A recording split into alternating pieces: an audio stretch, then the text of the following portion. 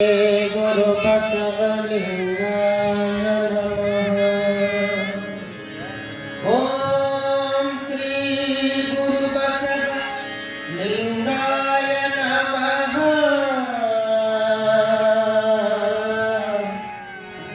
ಓಂ ಶ್ರೀ ಗುರು ಬಸವಲಿಂಗಾಯ ಶ್ರೀ ಗುರು ಬಸವಲಿಂಗಾಯ ನಮಃ. ಓಂ ಶ್ರೀ ಗುರು ಬಸವಲಿಂಗ ಬಸವ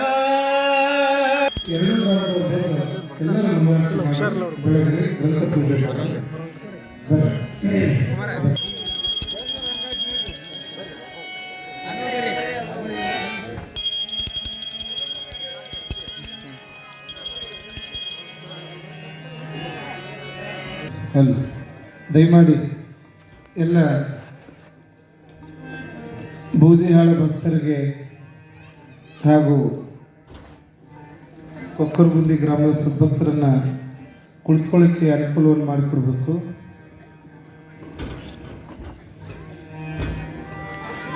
ಎಲ್ಲರೂ ನೇರವಾಗಿ ಕೂತ್ಕೊಳ್ಬೇಕು.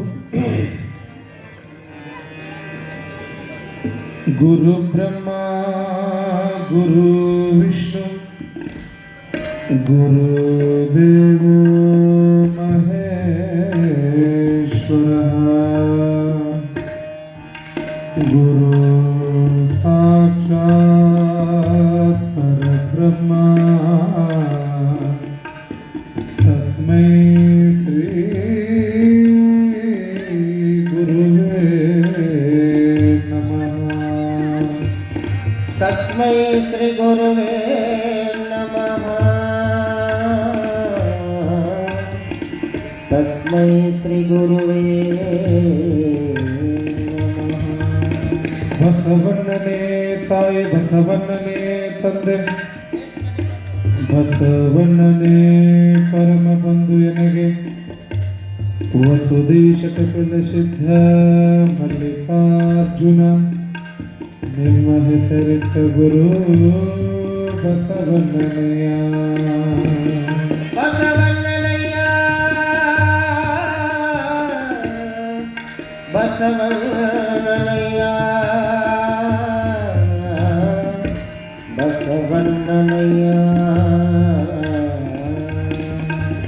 ಜಗದಗಲ ಮುಗಿಲಗಲ ಮಿಲಿಯಗಲ ನಿಮ್ಮಗಲ ಪಾತಾಳದಿಂದ ತತ್ತ ನಿಮ್ಮ ಶ್ರೀಕರಣ ಬ್ರಹ್ಮಾಂಡದಿಂದ ತತ್ತ ನಿಮ್ಮ ಶ್ರೀ ಮುಕುಟ ಅದಮ್ಯ ಅಗೋಚರ ಅಪ್ರತಿಮ ಲಿಂಗವೇ ಕೂಡಲ ಸಂಗಮ ದೇವ ನೀವೆನ್ನ ಕರಸ್ಥಲಕ್ಕೆ ಬಂದು ಚುಳುಕಾದಿರೆಯ ತುಳುಕಾದಿರಯ್ಯ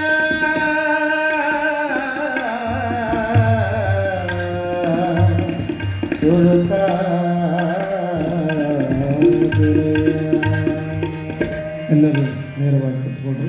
ಪ್ರಾರ್ಥನೆ ಗೀತೆಯನ್ನು ಭಕ್ತಿಪೂರ್ವಕವಾಗಿ ಎಲ್ಲರೂ ಹಾಡಬೇಕಾಗಿ ವಿನಂತಿ. ಅಮೃತ ಪರಮಾಮೃತ ಶರಣರ ಚರಿತಾಮೃತ, ಅಮೃತ ಪರಮಾಮೃತ ಶರಣರ ಚರಿತಾಮೃತ, ಅಮೃತ ಪರಮಾಮೃತ ಶರಣರ ಚರಿತಾಮೃತ, ಅಮೃತ ಪರಮಾಮೃತ ಶರಣರ ಚರಿತಾಮೃತ. ಅಂತರಂಗದ ಅಮೃತ ಅಂತರನುಭವದ ಅಮೃತ, ಅಂತರಂಗದ ಅಮೃತ ಅಂತರನುಭವದ ಅಮೃತ, ಅಂತರಂಗದ ಅಮೃತ ಅಂತರನುಭವದ ಅಮೃತ, ಅಂತರಂಗದ ಅಮೃತ ಅಂತರನುಭವದ ಅಮೃತ. ಅಮೃತ ಪರಮಾಮೃತ ಶರಣರ ಚರಿತಾಮೃತ, ಅಮೃತ ಪರಮಾಮೃತ ಶರಣರ ಚರಿತಾಮೃತ. ಅಷ್ಟಾಭರಣ ಪಂಚಾಚಾರ ಆರು ಸ್ಥಳಗಳದ ಅಮೃತ, ಅಷ್ಟಾವರಣ ಅಂದ್ರೆ ಆರು ಸ್ಥಳಗಳ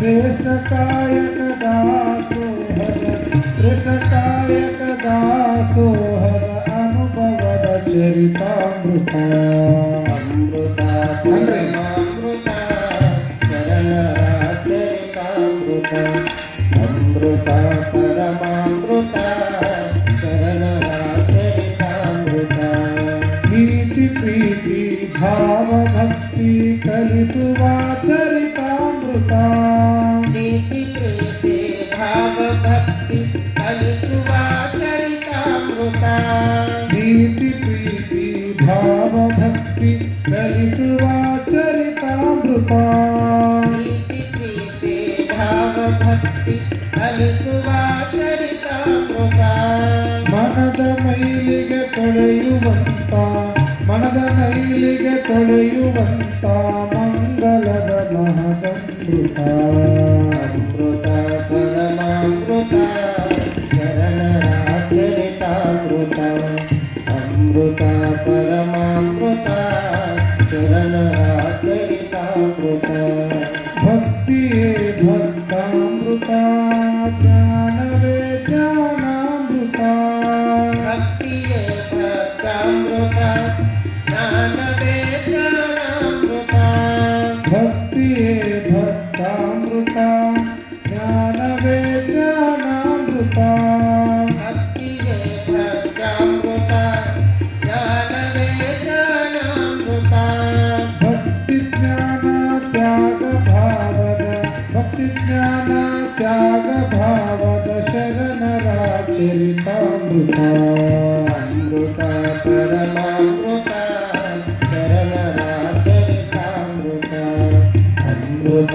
ಪರಮಾಮೃತ ಶರಣರ ಚರಿತಾಮೃತ ಶರಣರ ಚರಿತಾಮೃತ ಶರಣರ ಚರಿತಾಮೃತ ಸಾಂಬದೈ ನಮ ಪಾರ್ವತಿ ಪದ ಶಿವ ಹರ ಹರ ಮಹಾದೇವ ಜಗಜ್ಯೋತಿ ಬಸವೇಶ್ವರ ಮಹಾರಾಜ್ ಕಿ ಶ್ರೀ ಗುರು ಪುಟ್ಟರಾಜೇಶ್ವರ ಮಹಾರಾಜ್ ಕಿ ಸಾಂಬದೈ ನಮ ಪಾರ್ವತಿ ಪದ ಶಿವ ಹರ ಹರ ಮಹಾದೇವ. ಓಂ ಶ್ರೀ ಗುರು ಬಸವಲಿಂಗಾಯ ನಮಃ. ಧರೆಯ ದೇಗುಲವನ್ನು ಉದ್ಧರಿಪ ಗುರುಮೂರ್ತಿ ದೇವನಾನತೆಯನ್ನೊತ್ತು ಮುನ್ನಡೆದ ಸತ್ಕೀರ್ತಿ ಜ್ಞಾನ ದಾಸೋಹ ಅನುಭವದ ಶಿವಮೂರ್ತಿ ಶತಕೋಟಿ ಶರಣಾರ್ಥಿ ಬಸವಗುರು ಮಹಾಮೂರ್ತಿ. ಪ್ರಾತಸ್ಮರಣರಾಗಿರುವಂತಹ ಬಸವಾದಿ ಪ್ರಮುಖರನ್ನ ವಿಶ್ವದ ಎಲ್ಲ ಮಹಾದಾರ್ಶನಿಕರನ್ನ ಸ್ಮರಣೆ ಮಾಡಿ ಜಂಗಮಜ್ಯೋತಿ ಮಹಾತಪಸ್ವಿ ಲೋಕಪೂಜ್ಯರಾದ ಅಥಣಿಯ ಮುರುಘೇಂದ್ರ ಶಿವೈಗಳವರನ್ನ ಧಾರವಾಡದ ಮೃತ್ಯುಂಜಯ ಮಹಾತಪ್ಪಗಳನ್ನ ಹಾನಗಲ್ಲು ಗುರುಕುಮಾರ ಶಿವೈಗಳನ್ನ ಅಂಧ ಅನಾಥರ ಬದುಕಿಗೆ ಬೆಳಕಾಗಿರುವಂತಹ ಪುಟ್ಟಯ್ಯಜ್ಜನವರನ್ನ ನೇರ್ಲಿಗೆ ಗ್ರಾಮವನ್ನು ಧಾರ್ಮಿಕ ಗ್ರಾಮವನ್ನಾಗಿಸಿರ್ತಕ್ಕಂಥ ಲಿಂಗೈಕ್ಯ ನಿಜಲಿಂಗ ಮಹಾಸ್ವಾಮಿಗಳನ್ನು ಮನದಲ್ಲಿ ಧ್ಯಾನಿಸಿಕೊಂಡು ಈ ಎಲ್ಲ ಕಾರ್ಯಕ್ರಮದ ರೂವಾರಿಗಳಾಗಿರ್ತಕ್ಕಂತಹ ಪರಮ ಪೂಜ್ಯ ಬೆಳ್ಳಟ್ಟಿಯ ಬಸವರಾಜೇಂದ್ರ ಅಪ್ಪಗಳ ಪಾದಕ್ಕೆ ಭಕ್ತಿಯಿಂದ ಶರಣಗಳನ್ನು ಸಮರ್ಪಣೆಯನ್ನು ಮಾಡಿ ಶರಣ ಚರಿತಾಮೃತ ಪ್ರವಚನ ಕಾರ್ಯಕ್ರಮದಲ್ಲಿ ಇಂದಿನ ದಿನ ಗ್ರಂಥ ಪೂಜೆಯ ಸೇವೆಯನ್ನು ಸಲ್ಲಿಸಿರ್ತಕ್ಕಂತಹ ಕೊಕ್ಕರಗುಂದಿ ಗ್ರಾಮದವರು ಹಾಗೆ ಬೂದಿಹಾಳ ಗ್ರಾಮದ ಎಲ್ಲ ಸಮಸ್ತ ಶರಣ ತಂದೆ ತಾಯಿಗಳೇ ಹಾಗೂ ಸುತ್ತಮುತ್ತಲ ಗ್ರಾಮದಿಂದ ಆಗಮಿಸಿರ್ತಕ್ಕಂಥ ಎಲ್ಲ ಶರಣ ಬಂಧುಗಳೇ, ನೇರ್ಲಿಗಿ ಗ್ರಾಮದ ಎಲ್ಲ ತಾಯಂದಿರೇ, ಶರಣ ಸದ್ಭಕ್ತರೇ, ಪದಾಧಿಕಾರಿಗಳೇ, ಸೇವಾಕರ್ತರೇ, ದಾಸೋಹಿಗಳೇ, ಮುದ್ದು ಮಕ್ಕಳೇ, ಅದರ ಜೊತೆಗೆ ನಿತ್ಯವೂ ಕೂಡ ಪ್ರವಚನದಲ್ಲಿ ಸಂಗೀತ ಸೇವೆ ನೀಡ್ತಕ್ಕಂಥ ನನ್ನ ಪ್ರೀತಿಯ ಸಂಗೀತ ಕಲಾ ಬಳಗವೇ, ಅವರಿವರೆನ್ನದು ಎಲ್ಲರ ಅಂತರಾತ್ಮಕ್ಕೆ ಭಕ್ತಿಯಿಂದ ಶರಣಾರ್ಥಿಗಳು. ಲೋಕದಂತೆ ಬಾರರು, ಲೋಕದಂತೆ ಇರರು, ಲೋಕದಂತೆ ಹೋವರು ನೋಡ ನಿಮ್ಮ ಶರಣರು. ಪುಣ್ಯದಂತೆ ಬಪ್ಪರು ಜ್ಞಾನದಂತೆ ಇಬ್ಬರು ಮುಕ್ತಿಯಂತೆ ಹೋವರು ನೋಡ ನಿಮ್ಮ ಶರಣರು. ಉಪಮಿಸಬಾರರು ಉಪಮಾತೀತರು ನೋಡ ಕೂಡಲ ಸಂಗಮ ದೇವ. ಲೋಕದಂತೆ ಈ ಜಗತ್ತಿಗೆ ಯಾವ್ಯಾವ ಜೀವಿಗಳು ಪಂಚಭೂತಗಳಲ್ಲಿ ಲೀನವಾಗಿ ಪಂಚೇಂದ್ರಿಯಗಳಿಂದ ಸೃಷ್ಟಿಯಾಗಿರ್ತಕ್ಕಂಥ ಈ ಮನುಷ್ಯ ಜನ್ಮ ತಾಯಿಯ ಗರ್ಭದಲ್ಲಿ ನವಮಾಸಗಳು ತುಂಬಿದ ಮೇಲೆ ಈ ಜಗತ್ತಿಗೆ ಉದಯಿಸ್ತದ. ಯಾವ ಜೀವಿ ತಾಯಿಯ ಗರ್ಭದಿಂದ ಹುಟ್ಟಿರ್ತಕ್ಕಂತಹ ಆ ನವಜಾತ ಶಿಶು ಆ ಶಿಶುವಿಗೆ ಲೋಕದ ಪರಿಜ್ಞಾನ ಲೋಕದ ಅರಿವು ಏನೂ ಕೂಡ ಇರೋದಿಲ್ಲ. ನೋಡ್ರಿ, ಸಣ್ಣ ಸಣ್ಣ ಮಕ್ಕಳುಗಳನ್ನ ನೀವು ಆಗ ತಾನೇ 15 ದಿನ 1 ತಿಂಗಳು 2 ತಿಂಗಳು ಕೂಸ್ಗಳು ನೋಡ್ರಿ, ಹೊಟ್ಟೆ ತುಂಬ ಹಾಲು ಕುಡಿದಿರ್ತಾವ, ಎಲ್ಲ ಮಾಡಿರ್ತಾವ, ಆಟ ಆಡ್ಕೊಂತ ಪಟ್ಟನ ಚೀರ ಆಡಕ್ ಚಾಲೋ ಮಾಡ್ತಾವ. ಒಮ್ಮೊಮ್ಮೆ ನಗತಾವು, ಒಮ್ಮೊಮ್ಮೆ ಅಳತಾವು. ಯಾವುದಕ್ಕೆ ನಗಬೇಕು ಯಾವುದಕ್ಕೆ ಅಳಬೇಕು ಅನ್ನುವಂಥದ್ದು ಗೊತ್ತಿಲ್ಲ ಆ ಮಗುವಿಗೆ. ಹೀಗಾಗಿ ಮಗುವಿನ ಮನಸ್ಸು ಅಂತಂತಂದ್ರೆ ಅದು ದೇವರ ಮನಸ್ಸು ಅಂತ ಕರೀತಾರೆ. ಹೀಗಾಗಿ ಒಬ್ಬ ವ್ಯಕ್ತಿ ಹೇಳ್ತಾನೆ, ತಾಯಿಯ ಗರ್ಭದಿಂದ ಹುಟ್ಟಿರ್ತಕ್ಕಂತಹ ಆ ಜೀವಿಗೆ ಉಸಿರು ಇರ್ತದ, ಆದ್ರೆ ಗರ್ಭದಿಂದ ಬಂದ ಕೂಡಲೇ ಹೆಸರಿರೋದಿಲ್ಲ, ಉಸಿರು ಮಾತ್ರ ಇರ್ತದ. ಆ ಮಗುವಿಗೆ ಹೆಸರು ಕೊಡೋರು ಯಾರ್ರಿ? ಯಾರು ಹೆಸರು ಕೊಡ್ತಾರ್ರಿ ಆ ಕೂಸಿಗೆ?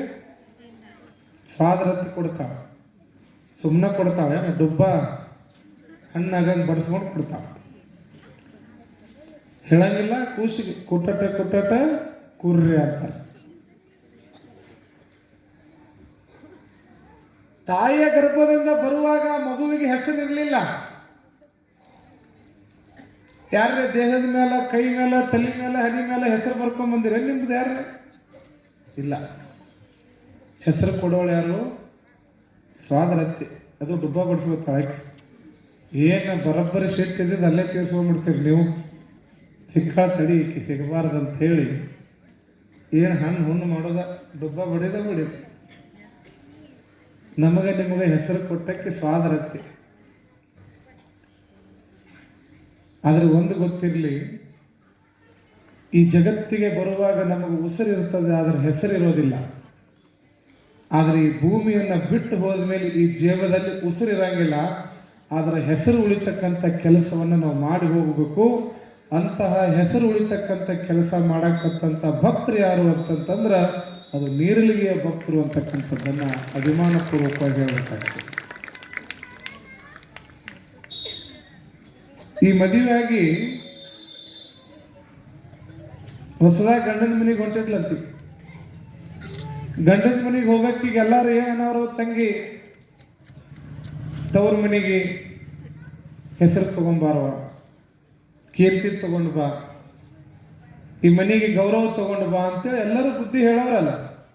ಹೊಸದಾಗಿ ಬಾಳೆ ಮಾಡಕ್ ಹೊಂಟಾಳಂದ್ರೆ ಈ ಉಡಿ ತುಂಬಿಸ್ಕೊಳಕ್ ಬಂದಾಗ ಎಲ್ಲ ನೀವೇನಂತೀರಿ, ತಂಗಿ ಬಾಳೆ ಚಂದ ಮಾಡು, ಗಂಡ ಅತ್ತಿ ಮಾವ ಏನಂದ್ರು ತಾಳು, ಸಮಾಧಾನದಿಂದಿರುವಂತ ಬುದ್ಧಿ ಹೇಳೋರು. ಇವ್ರು ಯಾರು?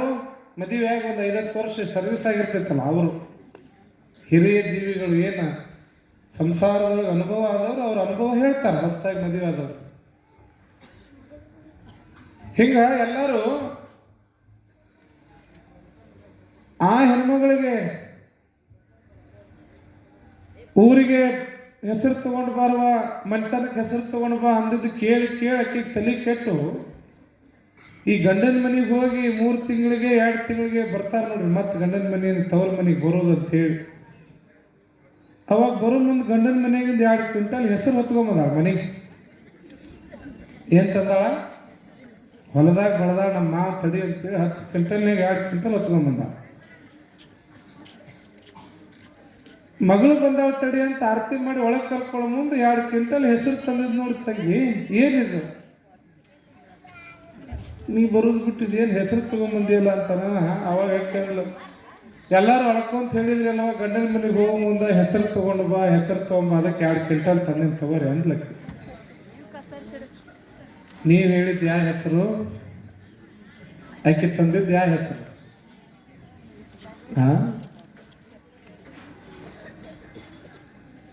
ಈ ಭೂಮಿಯ ಮೇಲೆ, ಜಗತ್ತಿನ ಮೇಲೆ ಪ್ರತಿಯೊಬ್ಬ ವ್ಯಕ್ತಿಯು ಕೂಡ ಶಾಶ್ವತವಾಗಿ ಉಳಿಯೋದಿಲ್ಲ. ಅವನ ಹೆಸರು ಅಜರಾಮರವಾಗಿ ಉಳಿತದೆ. ಅಲ್ಲ, ನನ್ನ ಪರಿಸ್ಥಿತಿ ಹೆಂಗಾಗೈತೆ ಅಂದ್ರೆ, ಬಿಸಿ ಬಿಸಿ ರೊಟ್ಟಿ ಬಾಜುಕ್ ಬಂದಾವು, ಗವಾಯಿಗಳಿಗೆ ನಮಗೆ ಸುಮ್ಮ ಒಂದು ಸಜ್ಜು ಹೊಡೆದಾಗ ಕುಂಡ್ರೆ ನೆನ್ಸಾಗತ್ತೆ, ಗಮ್ ಗಮ್ ಅಂತ ಹಂಗ ರೊಟ್ಟಿ. ನೋಡ್ರಿ ಬಸವ ಬುತ್ತಿ ಹೆಂಗೆ ಬರಾಗತ್ತದ. ನಮ್ಮ ನೀರಲ್ಲಿಗೆ ತಾಯಂದ್ರಿಗಂತೂ ಒಟ್ಟ ಬೇಸರ ಇಲ್ಲ. ಅಜ್ಜ ಇನ್ನೂ ಏನು ಹೇಳ್ತಿ ಹೇಳಂತಾರ ನೋಡಿ. ಎಷ್ಟು ಅಭಿಮಾನ, ಎಷ್ಟು ಹೆಮ್ಮೆ ಆಗೈತಿ ಅಂತ. ಉಡಿ ತುಂಬ್ಕೊಳ್ಳೋದು, ತಗೋರಿ. ಕುಂಭ, ತಗೋರಿ. ರೊಟ್ಟಿ, ತಗೋರಿ. ಹೋಳಿಗೆ, ತಗೋರಿ. ಬಹುಶಃ ಒಂದು ಕಾರ್ಯ ಯಶಸ್ವಿ ಆಗಬೇಕಾದ್ರೆ, ಒಂದು ಜಾತ್ರೆ, ಒಂದು ಕಾರ್ಯಕ್ರಮ, ಒಂದು ಸಮಾರಂಭ ಯಶಸ್ವಿ ಆಗಬೇಕಾದ್ರೆ ಯಾವ ರೀತಿಯಾಗಿ ಒಗ್ಗಟ್ಟಾಗಿ ನಿಂತು ದುಡಿದ್ರೆ ಯಶಸ್ವಿ ಆಗ್ತದೆ ಅನ್ನುವಂಥದ್ದನ್ನು ಯಾರನ್ನಾದರೂ ನೋಡಿ ಕಲಿಬೇಕಾಗಿತ್ತು ಹಾವೇರಿ ಜಿಲ್ಲೆ ಒಳಗಂತಂದ್ರೆ ಅದರ ನೀರಲಿಗೆ ಭಕ್ತರನ್ನು ನೋಡೇ ಕಲಿಬೇಕು ಅನ್ನುವಷ್ಟರ ಮಟ್ಟಿಗೆ. ಒಬ್ಬರನ್ನ ಬಂದು ಯಾಕ್ರಿ ಹಚ್ಚಾರ ನಮ್ಮ ಹೊಳ ತಲೆ ತಿಂತೀರಿ, ಅದು ಕೊಡು, ಇದು ಕೊಡು, ಅದು ಮಾಡಿ, ಇದು ಮಾಡಿ ಅಂತೀರಿ. ಒಬ್ಬರು ಕೇಳೋರಿಲ್ಲ. ಇನ್ನೂ ಏನು ಮಾಡ್ಬೇಕು ಹೇಳ್ರಿ ಹಚ್ಚಾರ, ಇನ್ನೂ ಏನು ಸೇವೆ ಆಯ್ತು ಹೇಳ್ರಿ. ಇದು ಅಭಿಮಾನ, ಇದು ಹೃದಯದಿಂದ ಬರುವಂಥದ್ದು. ಎಷ್ಟೋ ಕಡೆಗೆ ಎಲೆಕ್ಷನ್ ಪ್ರಚಾರಕ್ಕೆ ಓಟ್ ಹಾಕ್ಸ್ಕೊಳಕ್ಕೆ ರೊಕ್ಕ ಕೊಟ್ಟು 200 ರೂಪಾಯಿ ತಲೆಗೆ ಕೊಟ್ಟು ಊಟ ಕೊಟ್ಟು ಎಲ್ಲ ಕೊಟ್ಟರು ಮಂದಿ ಹೋಗಂಗಿಲ್ಲ. ಆದರೆ ನೀರಲಿಗೆಯ ಧರ್ಮ ಕಾರ್ಯಕ್ಕೆ ಬಹುಶಃ ಎಷ್ಟೋ ಮಂದಿ ಹೊಲಕ್ಕೆ ಹೋಗಿಲ್ಲ, ನೀರು ಹಾಸಕ್ಕೆ ಹೋಗಿಲ್ಲ, ಕೂಲಿ ಮಾಡಕ್ಕೆ ಹೋಗಿಲ್ಲ. ತಮ್ಮ ಕೆಲಸಗಳು ಏನೇ ಇದ್ರೂ ಕೂಡ 21 ದಿನ ನೀರ್ಲಿಗೆ ಉತ್ಸವಕ್ಕೆ ಗಟ್ಟಿಯಾಗಿ ನಿಂತಿರಲ್ಲ ನೀರ್ಲಿಗೆ ಭಕ್ತರು. ಇಡೀ ಹಾವೇರಿ ಜಿಲ್ಲೆ ತಿರುಗಿ ನೋಡುವಾಗ ನೀವೆಲ್ಲ ಧೂರಿಯಾಗಿ ಕೆಲಸ ಮಾಡಕತ್ತೀರಿ. ಉತ್ಸವ ಉತ್ಸವ ನೀರಲಗಿಯ ಉತ್ಸವ, ಸಂಗೀತ ಸಾಹಿತ್ಯ ಕಲೆಗಳ ಉತ್ಸವ, ಸದ್ಧರ್ಮ ಸಂಸ್ಕಾರ ಸಂಸ್ಕೃತಿಯ ಉತ್ಸವ. ಉತ್ಸವ ಉತ್ಸವ ನೀರಲಗಿಯ ಉತ್ಸವ, ಉತ್ಸವ ಉತ್ಸವ ನೀರಲಗಿಯ ಉತ್ಸವ, ಸಂಗೀತ ಸಾಹಿತ್ಯ ಕಲೆಗಳ ಉತ್ಸವ, ಸದ್ಧರ್ಮ ಸಂಸ್ಕಾರ ಸಂಸ್ಕೃತಿಯ ಉತ್ಸವ.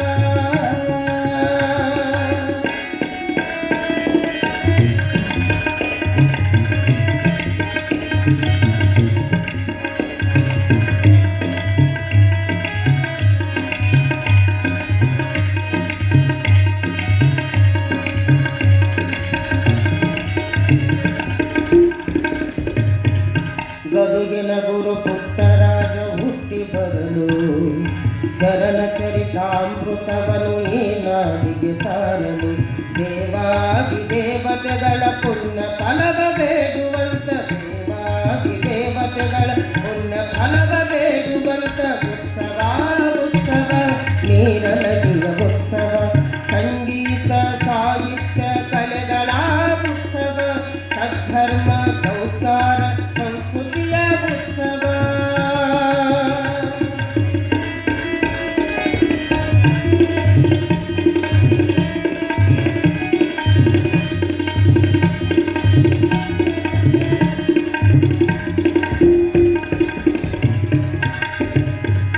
ಲಿಂಗೈಕ್ಯ ನಿಜಲಿಂಗ ಸ್ವಾಮಿಗಳನ್ನು ಸ್ಮರಿಸುವ, ಬಸವರಾಜ ಸ್ವಾಮಿಗಳ ಬಸವ ತತ್ವ ಮೆರೆಸುವ,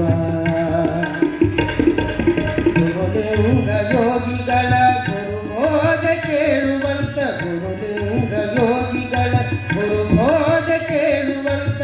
ಉತ್ಸವ ಉತ್ಸವ ನೀರಲಗಿಯ ಉತ್ಸವ, ಸಂಗೀತ ಸಾಹಿತ್ಯ ಕಲೆಗಳ ಉತ್ಸವ.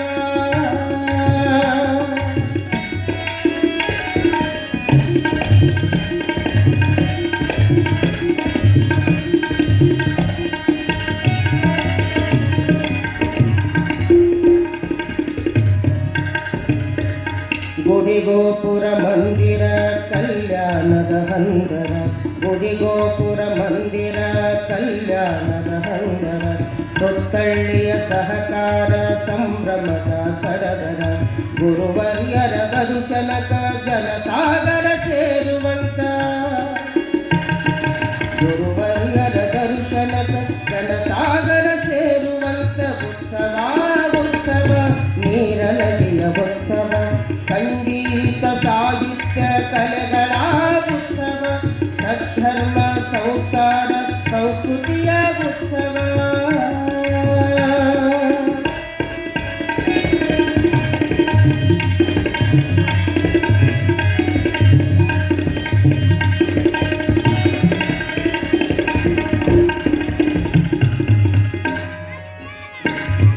ಪುಟ್ಟರಾಜ ಗುರುವರ ಕೊಟ್ಟಿರುವ ಸಂಸ್ಕಾರ ದಿಟ್ಟ ನಡೆಯ ಸ್ನೇಹಿತರ ಬೆಂಬಲದ ಹಿರಿಯರು ಪುಟ್ಟರಾಜ ಗುರುವರ ಕೊಟ್ಟಿರುವ ಸಂಸ್ಕಾರ ದಿಟ್ಟ ನಡೆಯ ಸ್ನೇಹಿತರ ಬೆಂಬಲದ ಹಿರಿಯರು ತಂದೆ ತಾಯಿ ಸೇವಕರು ಚಿನ್ನರೂ ನೆರೆವಂತ ತಂದೆ ತಾಯಿ ಸೇವಕರು ಚಿನ್ನರೂ ನೆರೆವಂತ ಉತ್ಸವ ಉತ್ಸವ ನೀರನದಿಯ ಉತ್ಸವ ಉತ್ಸವ ಉತ್ಸವ ನೀರನದಿಯ ಉತ್ಸವ ಸಂಗೀತ ಸಾಹಿತ್ಯ ಕಲೆಗಳ ಉತ್ಸವ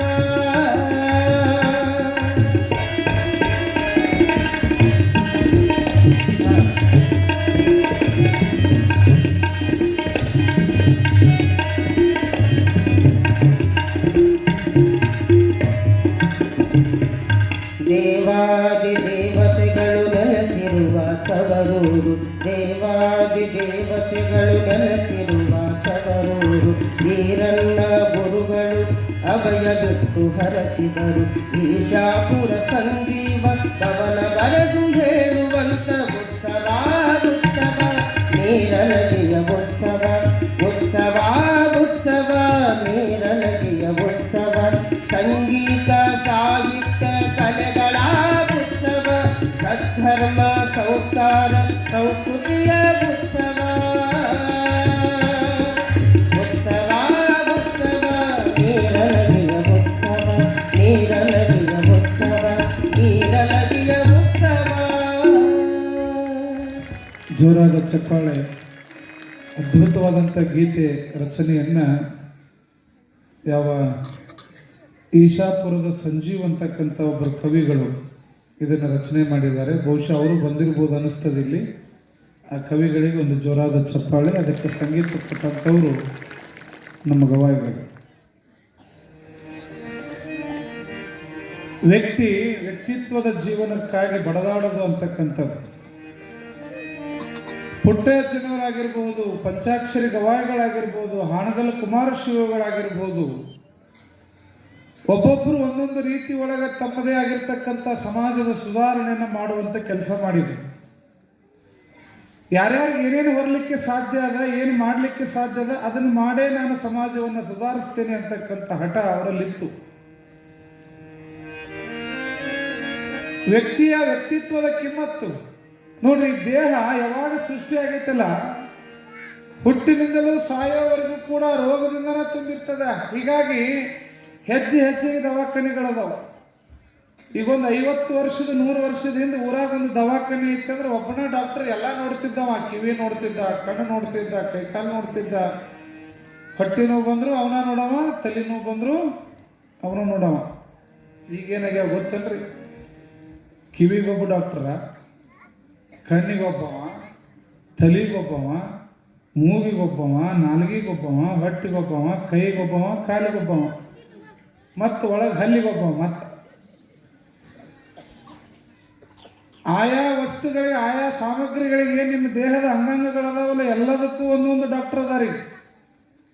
ಹಾರ್ಟ್ ಸ್ಪೆಷಲಿಸ್ಟ್ ಅಂತನೇ ಬೇರೆ, ಕಿಡ್ನಿ ಸ್ಪೆಷಲಿಸ್ಟ್ ಅಂತನೇ ಬೇರೆ ಏನ್ರವ, ಮತ್ತು ಹೆರಿಗೆ ಬೇರೆ, ಕಣ್ಣು ಬೇರೆ, ಕಿವಿ ಬೇರೆ, ಮೂಗು ಬೇರೆ, ಮತ್ತು ಮೂಗಿನಾಗ ಈ ಕಡೆ ಹೊಳ್ಳೊಂದು ಬೇರೆ, ಈ ಕಡೆ ಮತ್ತು ಈ ಹೊಳ್ಳಿಗೊಬ್ಬ ಬೇರೆ. ಎಷ್ಟು ವಿಜ್ಞಾನ ಮುಂದುವರೆದೈತಿ ಅಂತಂತಂದ್ರೆ ಎಲ್ಲದರೊಳಗೂ ಮನುಷ್ಯ ಬದುಕಬೇಕನ್ನಕ್ಕೆ ಏನೆಲ್ಲ ಹುಡುಕಾಡ್ಕೋತ ಹೊಂಟಾನ. ಯಾವ ವಿದ್ಯೆ ಕಲಿತಾರೇನು ಸಾವ ವಿದ್ಯೆ ಬಿಡದನ್ನಕ್ಕರ ಅಂತಕ್ಕಂಥ ಮಾತನ್ನು ಅಕ್ಕ ಮಹಾದೇವಿ ಹೇಳ್ತಾರೆ.